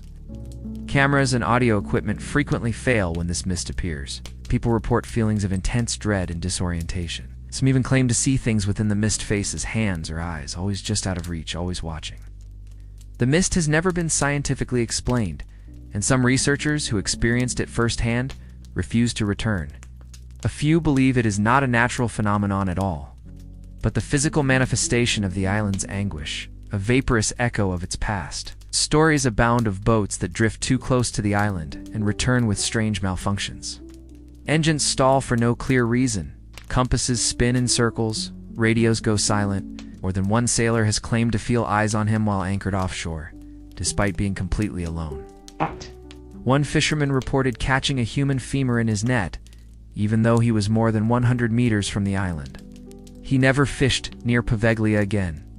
Another boat captain, who had taken a team of ghost hunters across the lagoon, refused to speak of what happened during their visit, but he never worked again.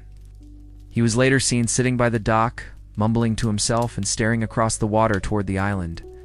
His eyes, according to those who knew him, were not the same afterward. Perhaps most chilling of all are the rare testimonies from those who have spent a night on the island illegally.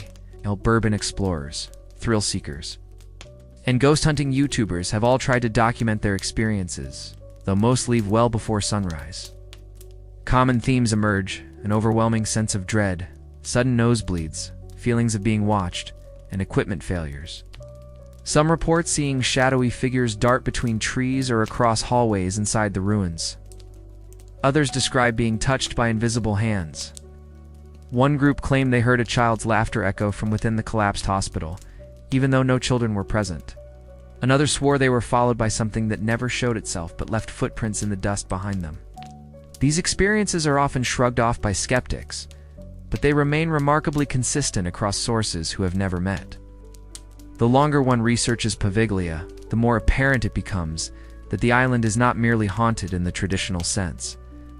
It is something else entirely, something deeper, older, more embedded. Ghost stories often come and go with the passing of time, but the ones tied to Poveglia persist and evolve. The island doesn't just contain a few lingering spirits, it feels alive with its own malevolence. The stories are not focused on one room or one ghost. They encompass the entire place. The soil, the trees, the stones, all of it feels wrong. Visitors describe headaches, nausea, vertigo, and an urge to flee. Animals refuse to step onto the island. Dogs whimper and pull away. Birds fly around its perimeter, never over. Even drone operators who have flown aerial missions over Poveglia report unusual malfunctions. GPS systems glitch. Signal loss is common, especially near the bell tower in the outer perimeter of the asylum. Footage often contains unexplained shadows or bursts of distortion. One videographer captured what looked like a person standing in an upper window tall, unmoving, silhouetted butt. When he returned the next day, the floor in that part of the building had completely collapsed. There was no way anyone could have stood there. Another drone recorded what appeared to be figures walking across the fields, yet no human was present on the island at the time. These anomalies only served to deepen the island's infamy among both paranormal investigators and skeptics alike. Interestingly, some visitors have reported not just fear, but sorrow. A few claim to have broken down in tears for no apparent reason while exploring the ruins. Others speak of a sense of overwhelming grief, as if the island's past is still mourning itself. This emotional resonance is not something easily faked or exaggerated. Psychics who have dared to step foot on the island have described being overwhelmed by voices, feelings, and visions that don't belong to them. One described the experience as walking into a house of mirrors, but every reflection is screaming. Another claimed the island was not haunted by ghosts, but by the act of suffering itself. It wasn't just the dead that lingered, but the very emotions tied to their passing. To this day, the Italian government maintains strict control over access to Poveglia. It is officially off-limits, though special permission can be granted for research or filming. Still, even those who go with approval often return disturbed, silent, and unwilling to discuss what they experienced. It is as if the island refuses to be forgotten, constantly reminding those nearby that it is still watching, still waiting. Legends continue to grow, fueled by hushed conversations and nearby taverns and scattered accounts posted online. No one stays for long. No one dares call it home. And no one, no matter how skeptical, leaves without feeling that they have walked through something profoundly wrong. In the end, the curse of Poveglia is not a myth. It is a legacy. A place so soaked in death and sorrow that even the passage of centuries cannot dilute its darkness. The ghosts here are not names in old books or fables whispered by candlelight. They are real in the truest, most disturbing sense of the word. They're not figments. They're memories that refuse to fade, screams that refuse to die, suffering that continues to breathe through crumbling stone. Whether one believes in the supernatural or not, Poveglia leaves a mark, scratches at the mind, lingers in dreams, and whispers into silence. It is not a place for the living, and yet it remembers every one of them. The lives of the rich and powerful in Venice have always stood in stark contrast to the suffering that took place just across the water on Poveglia.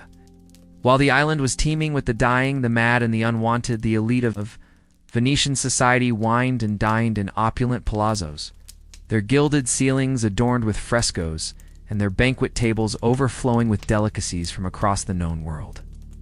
Gondolas glided silently past marble steps, carrying nobility to masquerades and midnight parties, their masks hiding faces untouched by illness, grief, or fear. It was a world of lace, powdered wigs, perfumed courtyards, and intricate etiquette.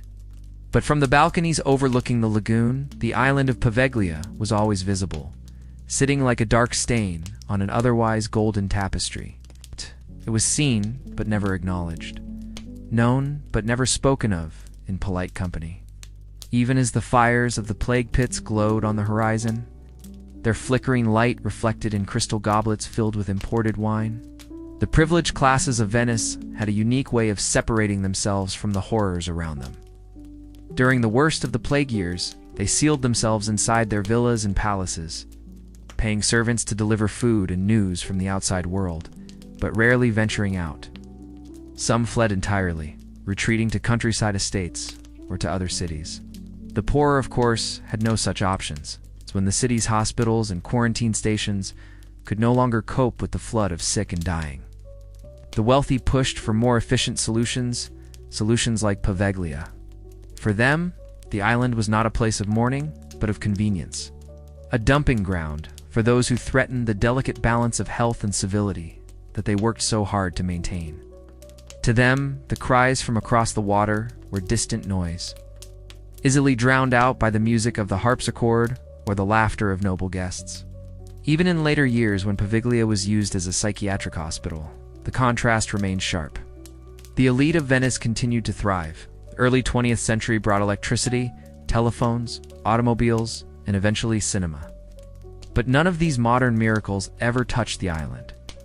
Its residents, mostly poor and disenfranchised, lived in a kind of forgotten time. They suffered in rooms without proper lighting or plumbing, treated by doctors with no oversight, and were buried in the same earth that had consumed plague victims centuries before. The rich strolled past luxury storefronts on the mainland, while patients on Poveglia screamed in restraint chairs or stared blankly at peeling walls. In every sense, the island became a repository for the human problems society did not wish to see. The upper class, comfortable in their ignorance, simply pretended it did not exist. There were, however, brief moments when the elite took notice, usually when they saw a potential profit. In the post-war years, there were whispers of development proposals. Architects and investors looked at Poveglia not as a place of suffering, but as untapped real estate. Some envisioned luxury resorts, others proposed private residences or historical museums, but these plans always crumbled. Investors withdrew after visiting the island. Engineers cited unstable foundations. Construction crews reported accidents and refused to return. One proposal in the 1960s saw a group of foreign businessmen granted provisional access to the island. They lasted one night, and by morning, their belongings were found hastily abandoned, and they never publicly disclosed what drove them away. The dream of turning Poveglia into a playground for the wealthy vanished, leaving only silence in its place. Still, the contrast remained. As Poveglia's buildings rotted and its legends deepened, the Venetian elite continued to celebrate their city's grandeur. Carnival returned each year with splendor gowns, feathers, and masks parading through ancient streets, never acknowledging the forgotten dead just beyond the fog. Tourism boomed. Hotels filled with travelers eager to photograph gondolas and bridges, all while the island loomed in the background, just out of frame. Tour guides spoke of art and architecture, rarely of plague and madness. And if asked directly about Poveglia, many would simply shrug. Few might mutter something about it being bad luck. Others claimed not to know what it was. But always, the goal was the same: to keep the island in shadow, both literally and metaphorically. What makes this contrast even more haunting is the undeniable connection between the two worlds. Many of the patients sent to Poveglia had once worked in the homes of the elite as servants, cooks, cleaners. Some had cared for the very children whose parents later ensured their banishment. Others were victims of scandal, discarded to protect reputations. A maid accused of theft, a gardener who talked to himself too loudly, a childless widow considered unstable. These people did not arrive on the island as monsters, but as casualties of a rigid, unforgiving social structure. And once they were sent away, they were never spoken of again. Their names disappeared from records, their faces faded from memory, and the rich continued their lives as if nothing had happened. There were also whispers unproven, but persistent, of certain powerful families using Poveglia as a place to hide their secrets. Illegitimate children, mistresses, rivals, and political threats were said to have disappeared into its ruins. These stories, while impossible to confirm, lingered in back alleys and dockside taverns. Some claim that during World War II, a few members of the fascist regime used the island to interrogate prisoners. Others said that a noblewoman who dabbled in occult rituals was buried there in secret. Whether true or not, these stories reflect a deeper truth, that Poveglia was not just a place of suffering, but a tool of the powerful, a place they used, ignored, and discarded at will. To walk the empty halls of Poveglia today is to feel the weight of that disparity. The decay is not just physical, it is moral. The peeling paint and collapsed roofs tell the story of a society that abandoned its most vulnerable while protecting its most privileged. Every crumbling archway, every rusted bed frame, every scorched tree root is a monument to that imbalance. The island itself seems to grieve not just for the lives lost, but for the indifference that allowed it all to happen. The ghosts here are not just of the poor, the mad, or the sick. They are also the ghosts of injustice. The unspoken victims of a system that valued wealth over compassion, silence over truth. And while the elite may have once turned their backs on the island, the same cannot be said in reverse. Poveglia has never forgotten them. Some say the ghosts of the island whisper the names of those who condemned them, that they repeat endlessly the injustices that were never addressed. That they drift across the water on certain nights, pressing their grief against the walls of luxury hotels and noble villas. They do not seek revenge, only recognition. And in their endless murmuring, they ask the same question over and over again. Do you remember me now? In this way, the contrast between Poveglia and the elite is not just a historical footnote, it is a living legacy.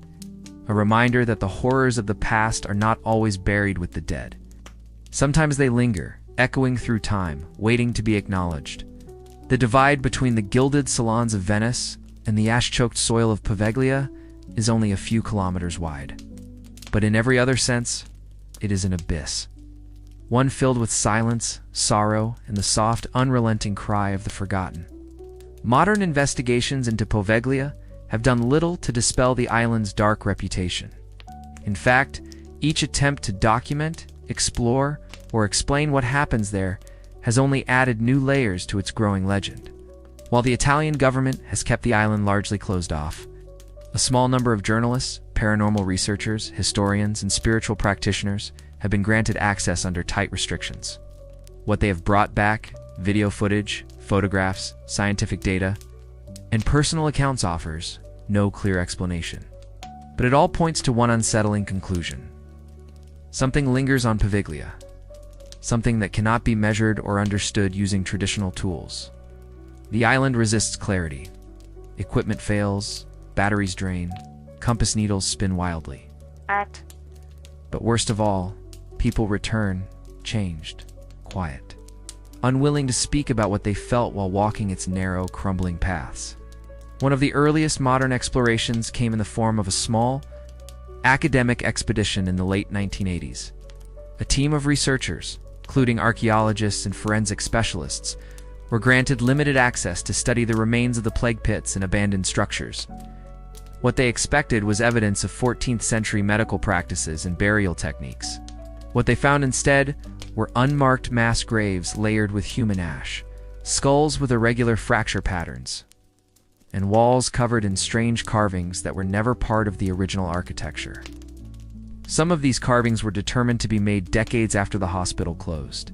They included symbols of protection, crude depictions of figures screaming, and repeated marks that looked like tally lines etched with fingernails.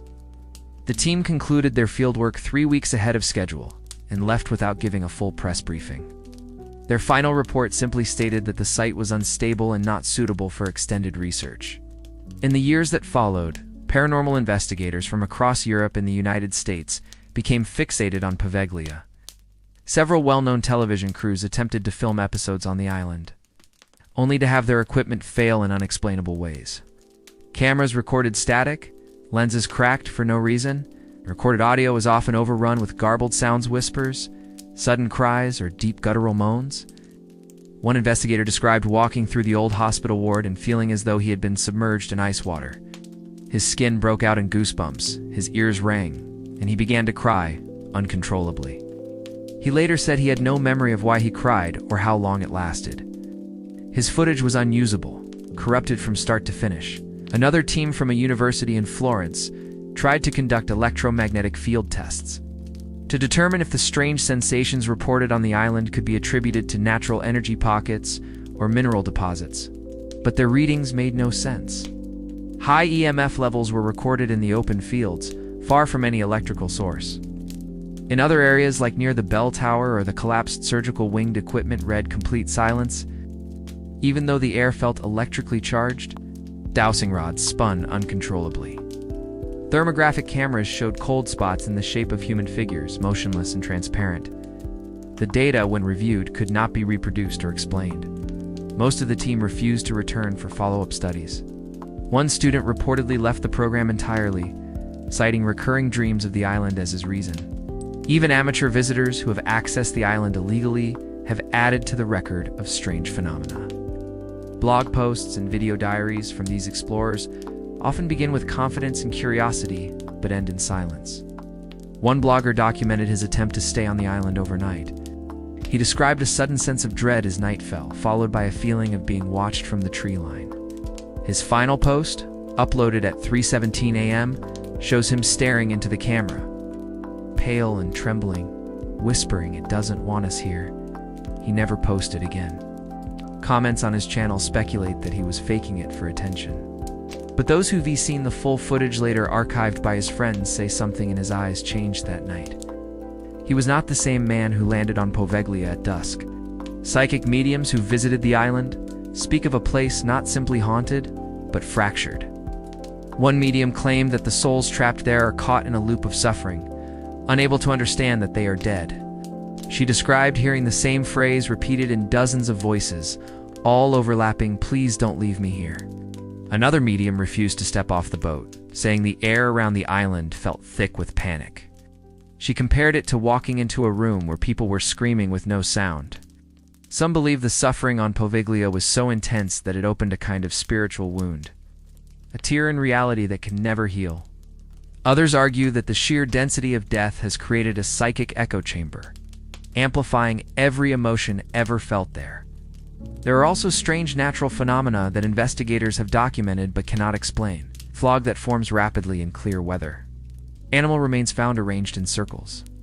Dead trees that still bear green leaves. The sound of distant music, sometimes classical, sometimes discordant emanating from beneath the soil.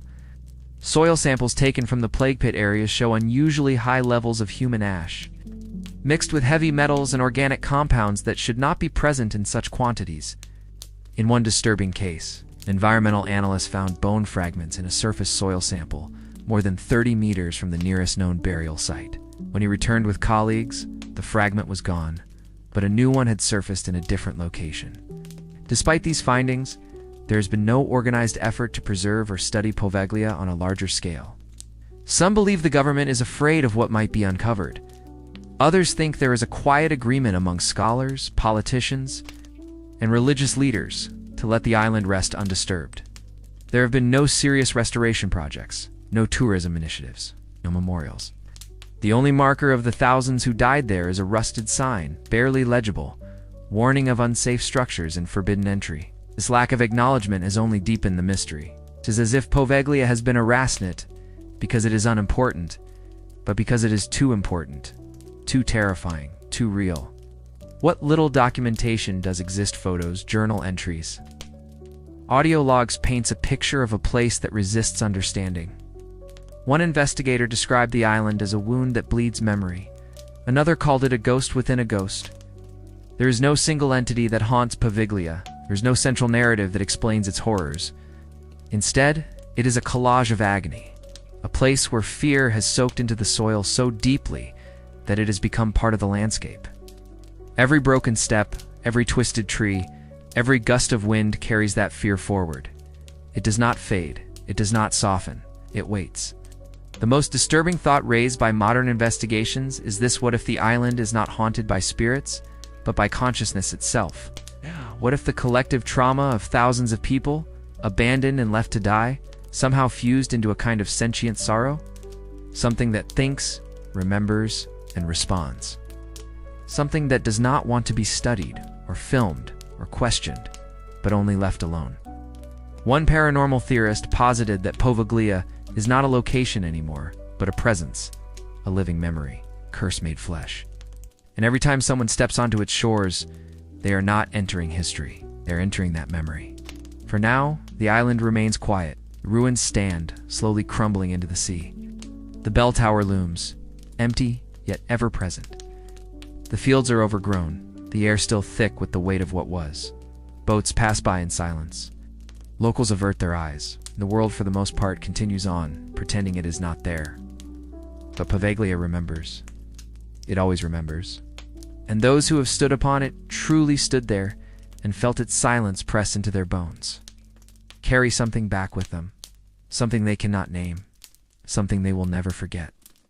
You've now walked the haunted soil of Poveglia, where ash replaces earth, and silence hides the cries of 100,000 lost voices.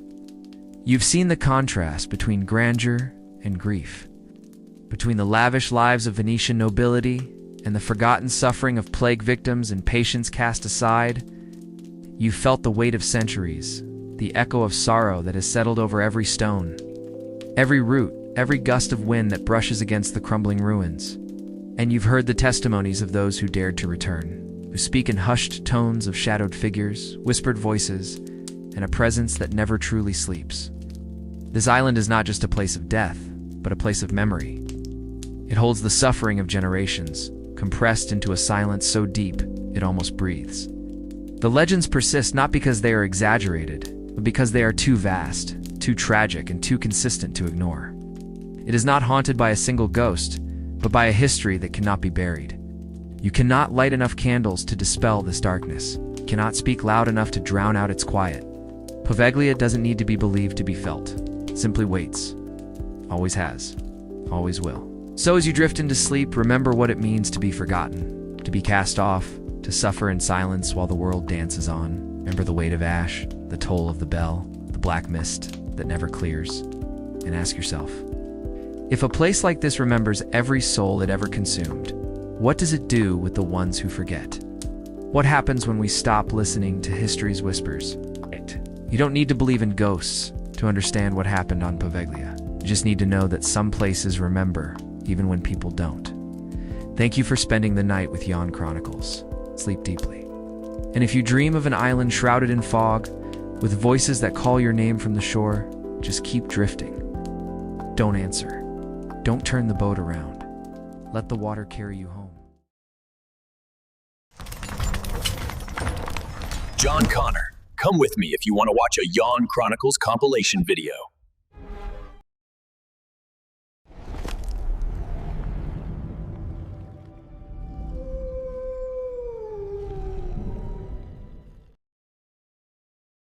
Nestled within the farmlands and small-town stretches of Elkhorn, Wisconsin, lies a stretch of rural road few travelers forget. This road unremarkable at a glance. Winds through fields bordered by dense woods and sleepy homes, but for decades now, it has carried a darker reputation. One whispered about in diners, school hallways, and front porches. The road is called Bray Road, and for nearly 90 years, people have reported something extraordinary, something frightening, something very much out of place. They call it the Beast of Bray Road, and its legend is stitched into the fabric of southeastern Wisconsin's folklore. The creature is said to walk like a man, growl like a beast, and possess the strength and stealth of a predator from a forgotten age. Tales describe it as towering, hairy, and lupin, with eyes that reflect car headlights and teeth that glint even when it doesn't speak.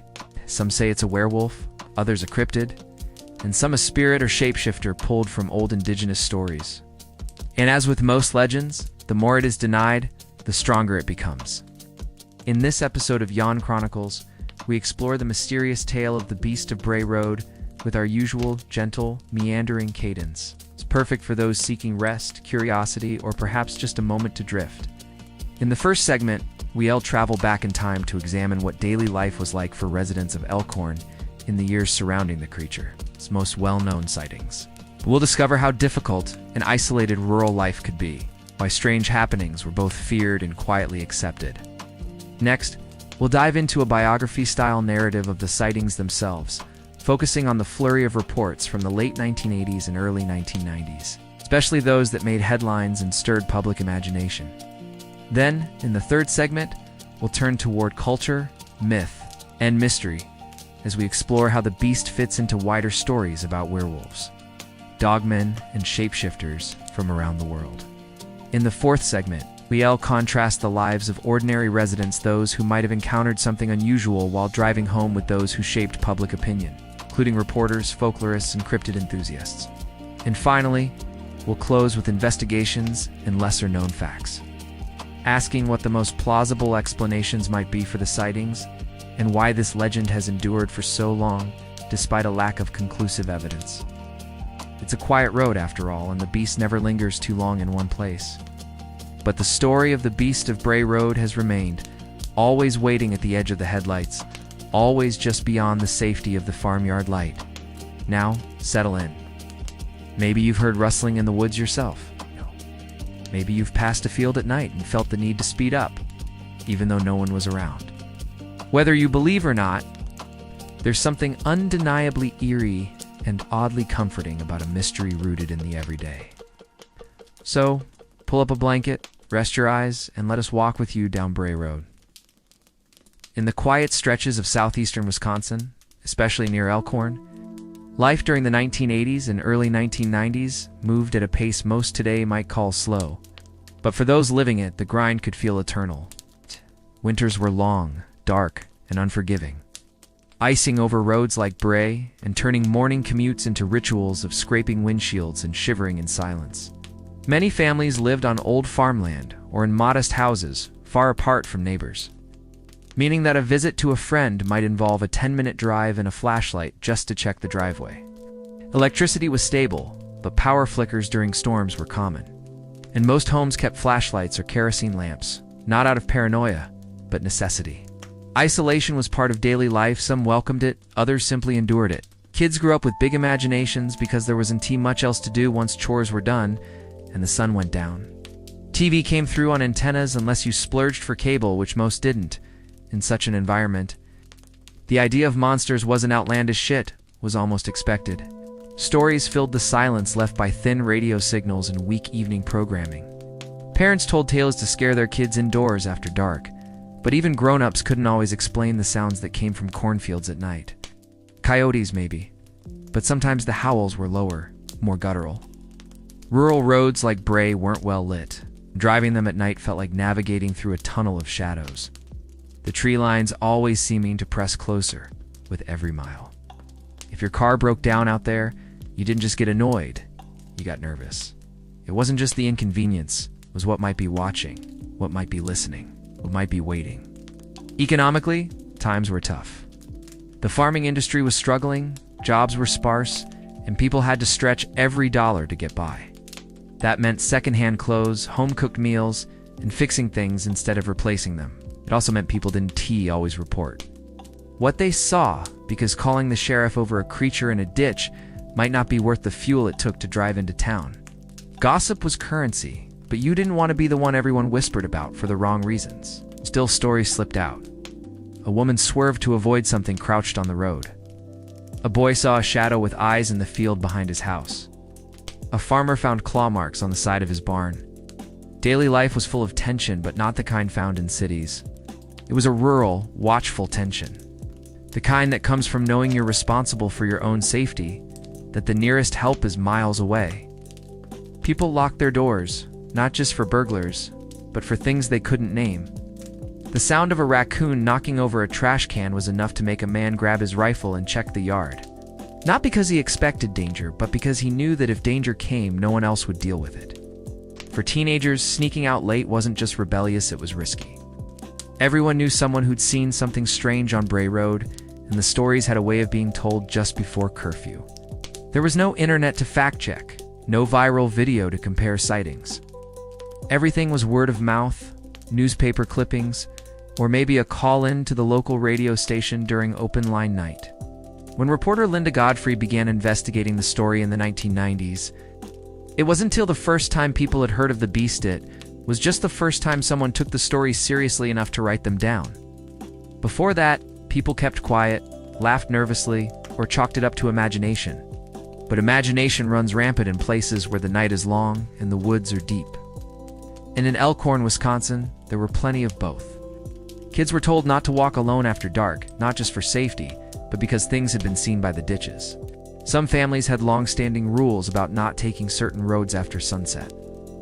And even though these rules weren't always explained, they were followed. The old truck might rattle down a different route, one a little longer, a little brighter. It didn't make logical sense, but it made folks feel safer. When the creature sightings peaked, there was a strange mix of fear and pride among residents. No one wanted to see the beast, but everyone wanted to know someone who had. It made life more exciting, more interesting. And maybe, in a life filled with repetition and struggle, that was worth something. The fear wasn't constant, though. Life still went on. Kids still rode bikes, parents still worked long hours, and neighbors still borrowed eggs or shared snowblowers. But the stories lingered, like frost on the edge of a window. You didn't need to see the creature to believe in it. All you needed was a neighbor who swore by their sighting, or a cousin who found strange tracks near the mailbox, or that one night your dog wouldn't stop growling at the woods. Even the skeptical began to feel the chill of something unknown pressing in at the edges of normal life. Was it mass hysteria, shared delusion, or just rural boredom turned into myth? Whatever the reason, daily life in Elkhorn meant walking a line between the real and the imagined, between what you knew and what you feared. And the Beast of Bray Road stood right at that blurry intersection, silent, watchful, and impossible to prove or disprove. To this day, folks still check their rearview mirrors a little more carefully when they turn onto Bray Road at night. And even if they laugh at the stories, they don't laugh too loudly. Because in Elkhorn, you never know what might be standing just past the headlights. The first reports of the Beast of Bray Road didn't begin with a scream or a headline. They began with whispers. People started talking quietly, cautiously, about something strange lurking around Elkhorn in the late 1980s. Though sightings likely dated back to the 1930s, these initial stories were often brushed off, treated as rural lore or figments of overactive imaginations. But over time, as the number of sightings grew, so did the sense that something genuinely unexplained might be stalking the area. Witnesses described a creature, unlike any ordinary animal, one that walked on two legs, covered in dark fur, towering and muscular like a man, but with the snout, claws, and eyes of a wolf, and always those glowing eyes, sometimes amber, sometimes red, always watching. The turning point came in 1991, when a local newspaper reporter named Linda Godfrey began collecting eyewitness accounts and published a now-famous article in the Week, small Elkhorn paper. What was meant to be a light human interest story quickly snowballed into something larger. Godfrey began receiving letters, phone calls, and visits from people who had seen the beast or something like it. Some encounters were brief. A figure darting across the road, a tall shadow crouched at the tree line, a loud rustling in the cornfields. Others were more harrowing. A woman claimed the creature charged her car. Another insisted it tried to open her front door. Still others described it sitting on the roadside, chewing on roadkill as if completely unbothered by the headlights. One of the most famous early sightings involved a young woman named Doris Gibson. She was driving along Bray Road on Halloween night in 1989 when she said she struck something large. Stepping out of her car in the dark, she saw a hulking creature rise from the ditch. Panicking, she fled the scene. When she returned later with a friend, the creature was gone. But the memory of its face-long snout, pointed ears, matted fur mane etched in her mind. She described it as more wolf than man, but unlike any animal she'd ever seen. Hers was not the only such tale. Similar descriptions came in from teenagers, elderly farmers, delivery drivers, and others with no connections to one another. The consistency of the accounts lent them an eerie credibility. These stories often included the same curious detail. The creature always seemed aware of being watched. Some said it would freeze and glare at witnesses before vanishing. Others claimed it would stand its ground, showing no fear of humans. One man said he saw it leap across a two-lane road in 2 strides. Another claimed it ran alongside his vehicle for several seconds, keeping pace at 40 miles per hour. A few even said it bore an almost intelligent expression, like it was judging them. Those who experienced these sightings often reported a strange mix of terror and awe, followed by long bouts of sleeplessness or obsessive drawing of the creature's form. The wave of sightings crested in the early 1990s, though occasional reports still trickle in today. Many came from the same stretch of Bray Road, but others occurred in nearby communities and even counties. The creature, it seemed, had no fixed lair, no single territory. It was as if it roamed, watching the quiet towns from a distance, waiting. As the story spread beyond Elkhorn, it was picked up by national television shows like Inside Edition, radio programs like Coast to Coast AM, and magazines fascinated by the idea of modern cryptids. Suddenly, the sleepy Wisconsin town had its very own werewolf legend, one with photos, sketches, and plenty of anxious locals to back it up. Skeptics, of course, had their theories. Some said it was a misidentified bear with mange. Others claimed escaped exotic pets or overly large dogs. A few thought it might be an elaborate hoax or the result of pranksters in costumes. Yet none of these explanations fully accounted for the sheer volume and consistency of the sightings, or the emotional intensity with which they were delivered. Linda Gottfried herself became the unofficial chronicler of the beast, compiling the stories into books and articles. Always maintaining a journalist's curiosity, but never dismissing the sincerity of her sources. Some of the most intriguing accounts came from people with nothing to gain and much to lose by speaking out: police officers, teachers, factory workers, and elderly churchgoers. Their reluctance to share only made their stories more believable. Many insisted they had never believed in anything paranormal before the encounter. And while some wished to remain anonymous, others agreed to go on record, hoping to validate what they'd seen or at least to warn others. The descriptions continued to match: upright posture, canine features, extreme speed and agility, and an uncanny silence that always preceded the appearance.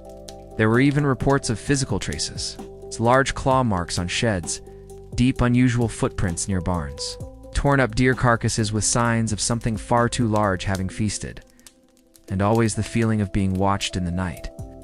Locals began avoiding Bray Road after dark, and kids told each other dares about walking it alone. It became a place where urban legend met actual fear, where a midnight drive could turn into an unforgettable nightmare. Some witnesses even took polygraph tests to support their claims in past. Despite this, the Beast of Bray Road never hurt anyone. At least, not physically. The emotional toll was another matter. Many witnesses reported ongoing nightmares, difficulty sleeping, and a lifelong wariness of rural roads. Some moved away entirely. Others stayed but refused to ever speak of it again. The most common sentiment was not terror, but confusion. What had they seen? Why did it appear to them? And most of all, why did it seem more curious than aggressive? The mystery grew. Legs much like the creature itself began to walk into pop culture, folklore, and modern myth. Tourists visited Elkhorn, hoping for a glimpse. Paranormal investigators camped along Bray Road with night vision equipment, but the beast, true to its elusive reputation, rarely appeared when sought. It was almost as if it preferred being a secret, a shadow just outside the edge of knowing. And still, those who drive that road alone at night sometimes slow down, glance to the trees, and wonder if they too will see it. A tall figure furred and watching just beyond the reach of their headlights. The Beast of Bray Road is often labeled a werewolf, but the roots of this creature stretch far deeper and wider than European tales of cursed men under full moons. Throughout human history, nearly every culture has produced myths of creatures that blur the line between human and animal, especially those that walk upright and howl in the dark. In Native American traditions, particularly among the Ojibwe and Ho-Chunk peoples indigenous to the Wisconsin area, there are legends of shapeshifters and spirit beings tied to the land. These are anti-monsters in the Western horror sense, but spiritual entities are cautionary figures that bridge the gap between the material world and the unknown. Some of these beings took animal form, often canine, and their role was to serve as a warning, a lesson, or even a protector, depending on the storyteller. In European folklore, the idea of the werewolf has been around for centuries. Tales dating back to medieval France and Germany described hairy, man-like creatures prowling the forests, feeding on livestock or even children, cursed to change shape beneath the full moon. These stories often served moralistic purposes, warnings about giving in to primal urges, about the dangers of isolation, or the punishment for breaking societal norms. When European immigrants settled in the American Midwest, they brought these tales with them. And just like corn and cattle, the stories took root in the soil. Over time, they blended with the existing indigenous lore and were reshaped by the landscape, eventually giving rise to localized legends like the Beast of Bray Road. The physical characteristics of the beast: its upright gait, snarling muzzle, an immense size align more closely with the global archetype of the dogman than with the classic werewolf. Dogman stories have surfaced in regions as diverse as rural Michigan, the Australian outback, and the Russian wilderness.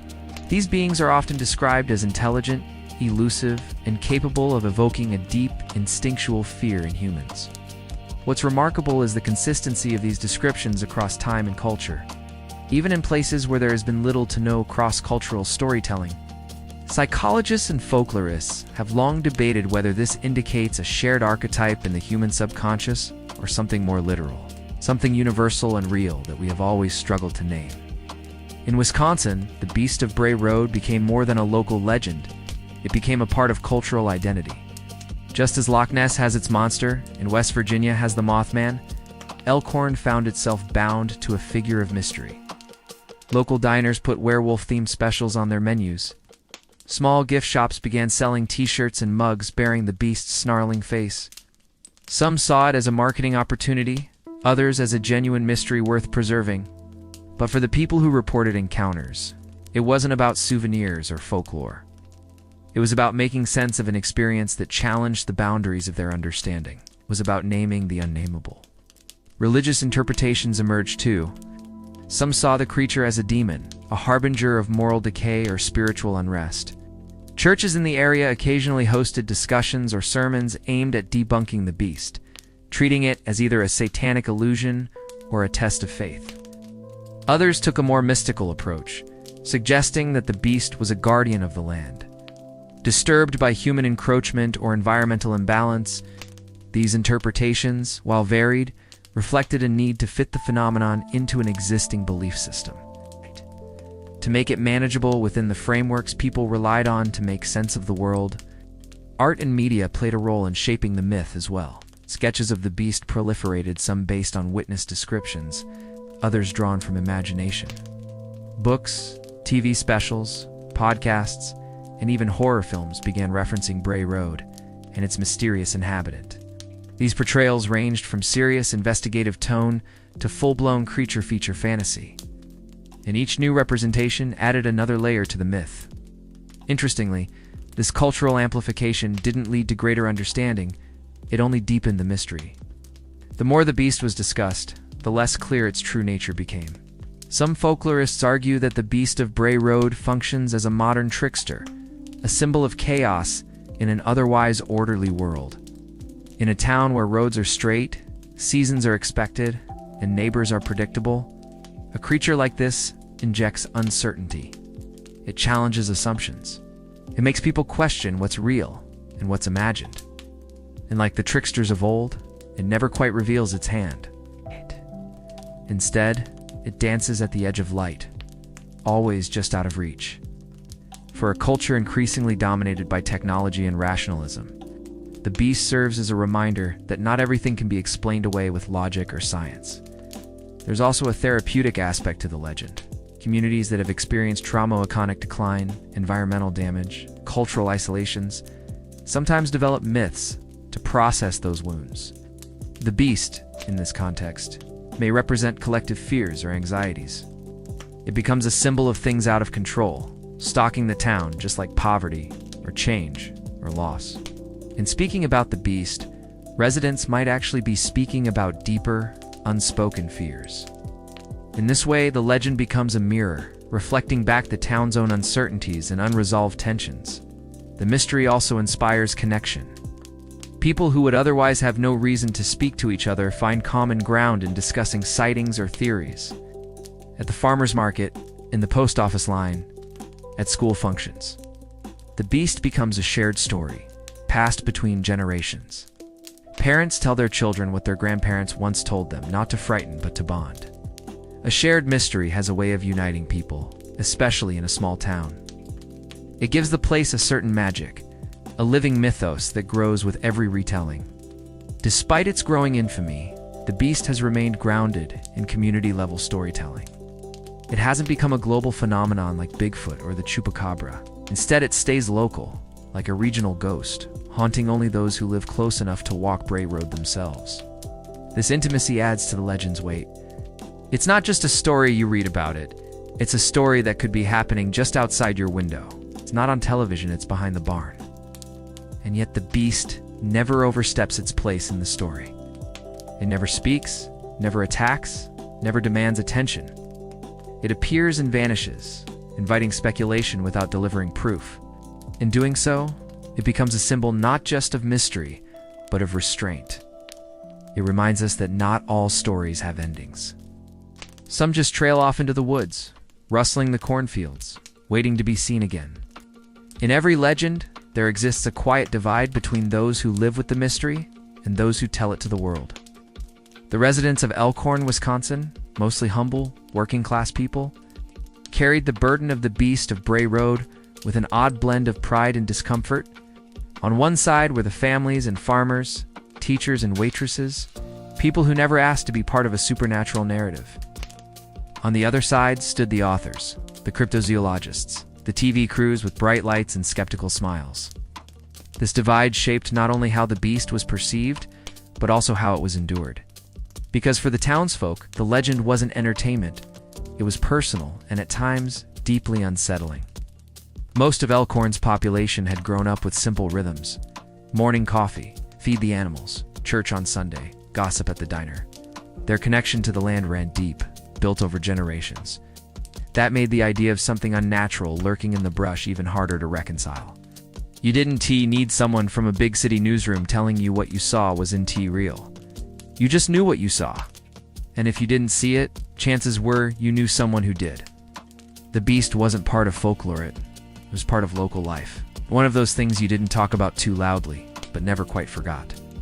That subtle, silent understanding blanketed the community like a cold Wisconsin morning. The people who saw the Beast weren't attention seekers. Many, in fact, avoided interviews or declined to speak publicly out of fear of ridicule. They had jobs to keep, families to raise, and reputations to protect. You didn't want to be known as the guy who saw the dogman when you were supposed to be hauling corn to the cop. You didn't want to be the cashier whose sighting became a joke among customers. Even when Linda Godfrey began collecting testimonies, she had to convince people she wasn't trying to exploit them, that she believed them, that she wasn't there to make fun of them, and slowly, some opened up. Godfrey herself, a local reporter with no background in the paranormal, was an unlikely bridge between the private and the public worlds of the Beast. She took the accounts seriously, not because she was chasing headlines, but because she recognized the sincerity in people's voices. Her work legitimized the phenomenon for some and gave it structure for others, yet even she acknowledged the tension. Locals feared being laughed at, and outsiders were often quick to treat the whole thing as campfire fun. But the Beast, as experienced by residents, was never funny. It was strange, it was sobering, it left a mark that didn't fade easily. As the story spread, so too did the line between observer and storyteller. Paranormal investigators arrived with infrared cameras and motion sensors. Cryptid enthusiasts combed the roadsides, hoping for footprints. Some camped out along Bray Road in sleeping bags. Others staged elaborate night watches with radio equipment. Meanwhile, the people who lived nearby just wanted to go to bed without strangers in their fields. It was that they hated the attention. It was that the attention changed the nature of the legend. What was once personal became spectacle. What was once frightening became curiosity. And in that transformation, something meaningful risked being lost. Yet not all residents rejected the notoriety. Some leaned in, albeit gently. Local businesses added Beast-themed items to menus.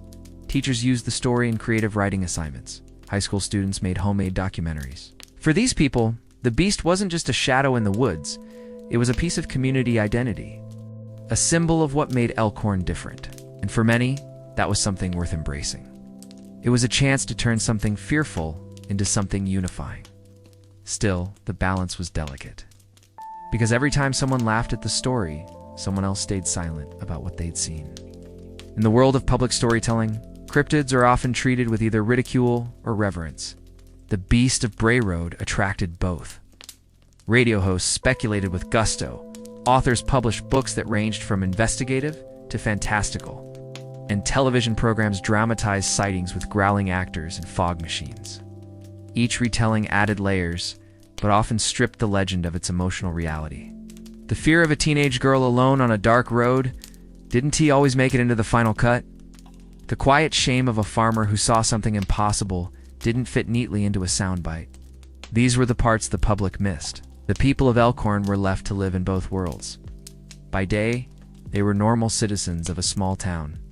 By night, some lay awake replaying moments they couldn't explain.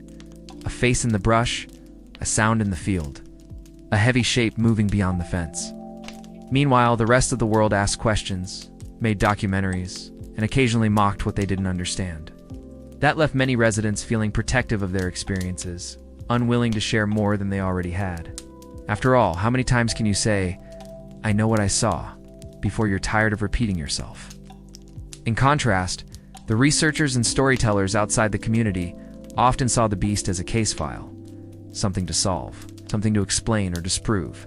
They brought with them theories, biological, psychological, paranormal, but sometimes lacked the lived experience that made the sightings so haunting. To understand the beast, you had to understand Elkhorn, its roads, its rhythms, its silence. And that couldn't be captured with an infrared camera or night vision goggles.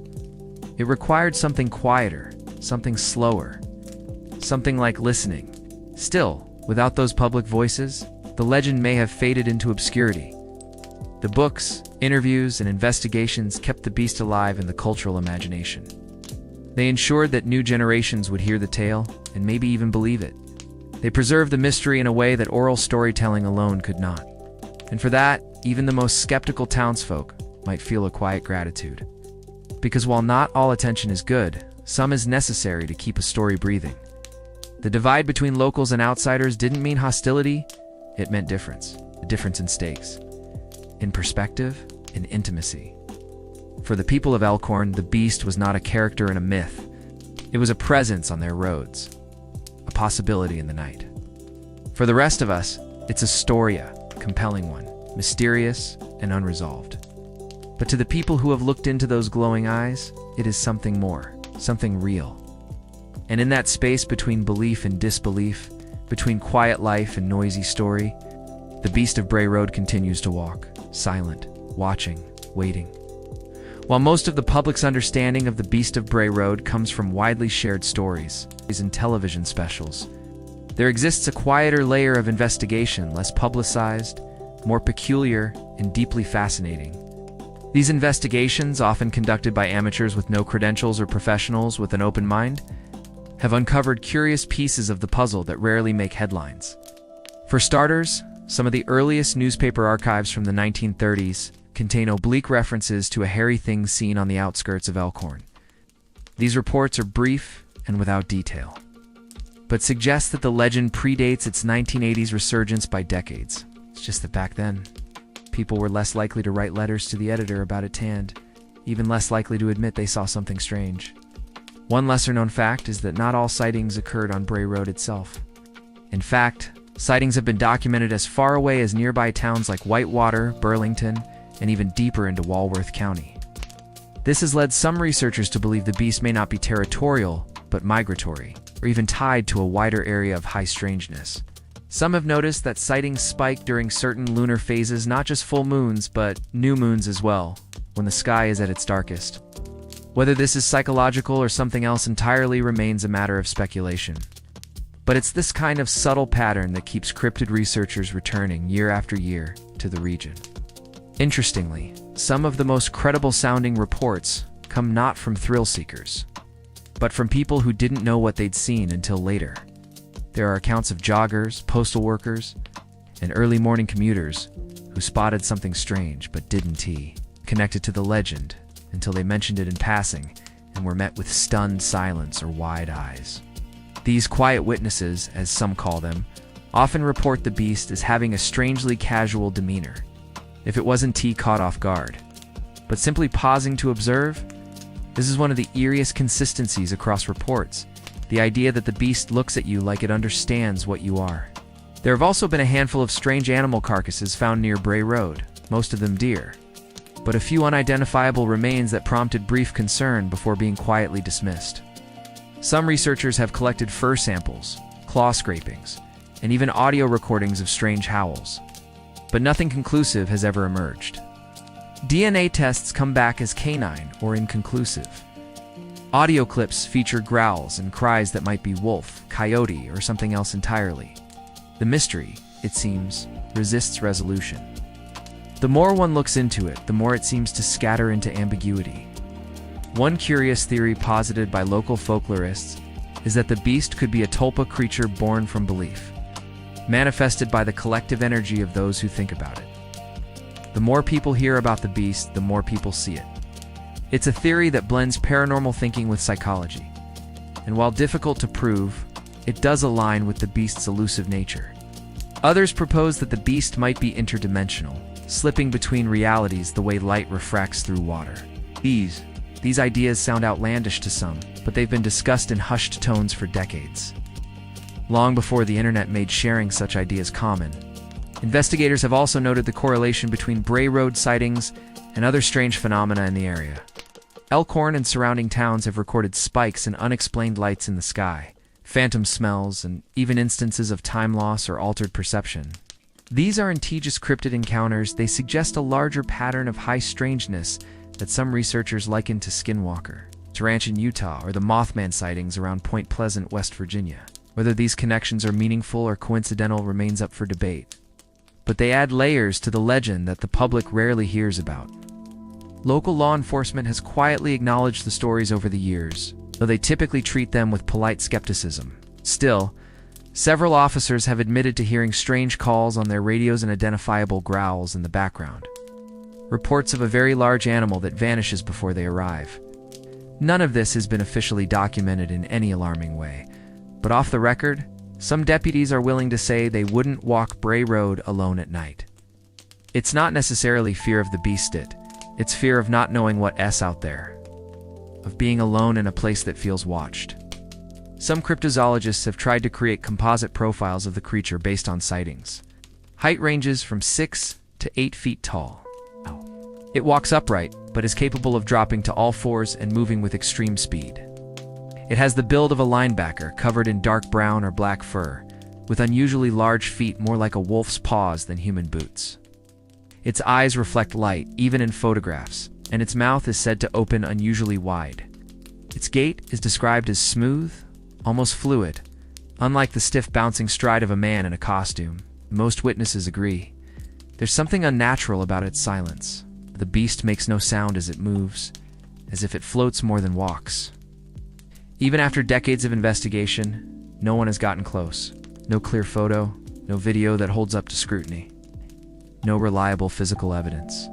And yet the sightings continue. They've become less frequent, but they haven't stopped. Sometimes they're quietly posted to online forums. Other times, a tourist visiting the area will leave a shaken review on a travel site, describing a large shape in the cornfield at dusk. These small reports breathe life back into the story. They keep the mystery from fading, and they suggest that whatever the beast is, it's still there. Perhaps the most chilling realization is that most people who see the beast weren't looking for it. They weren't ghost hunters, thrill seekers, or cryptid researchers. They were just people, going about their lives, driving home, walking their dog, or checking on livestock.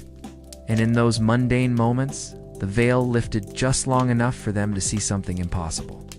Something tall, covered in fur, and very much alive. In the end, maybe the Beast of Bray Road isn't meant to be found. Maybe it exists not to be studied or captured, but simply to remind us that mystery still lives among us. That no matter how advanced our technology becomes, no matter how brightly we light our streets, there will always be places quiet, wooded, and wild where something watches just out of sight.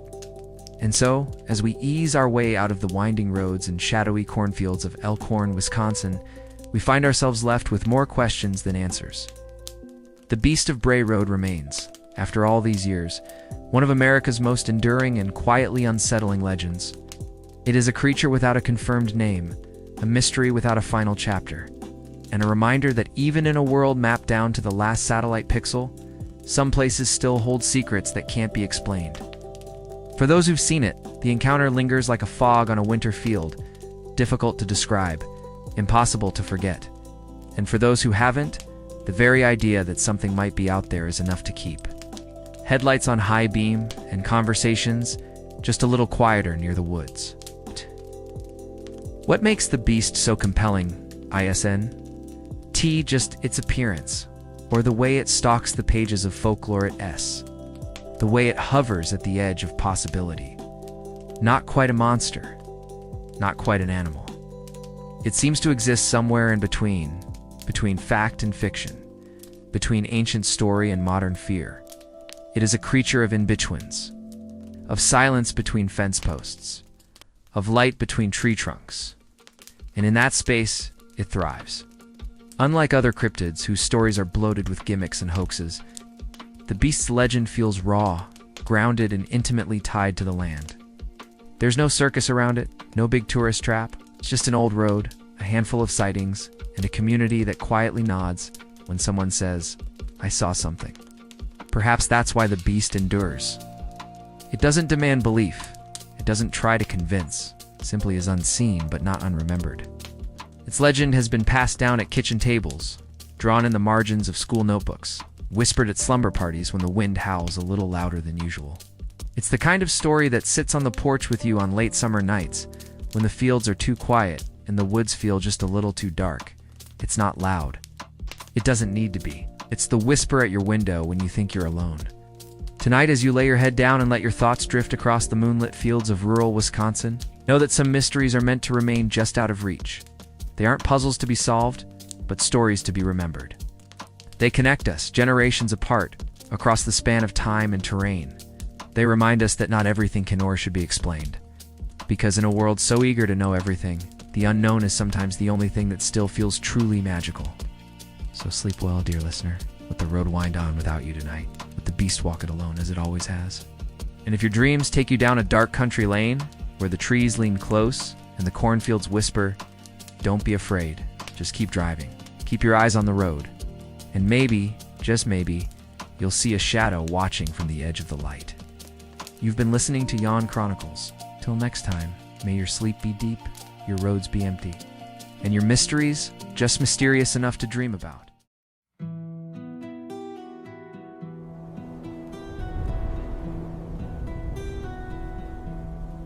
Turn the page, let the whispers flow. Stories deep where the shadows go.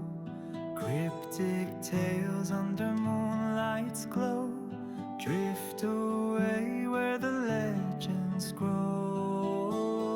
Yawn Chronicles whispers to the night. History fades in the soft twilight. Close your eyes, let the tales ignite. Dreams will guide you till morning light.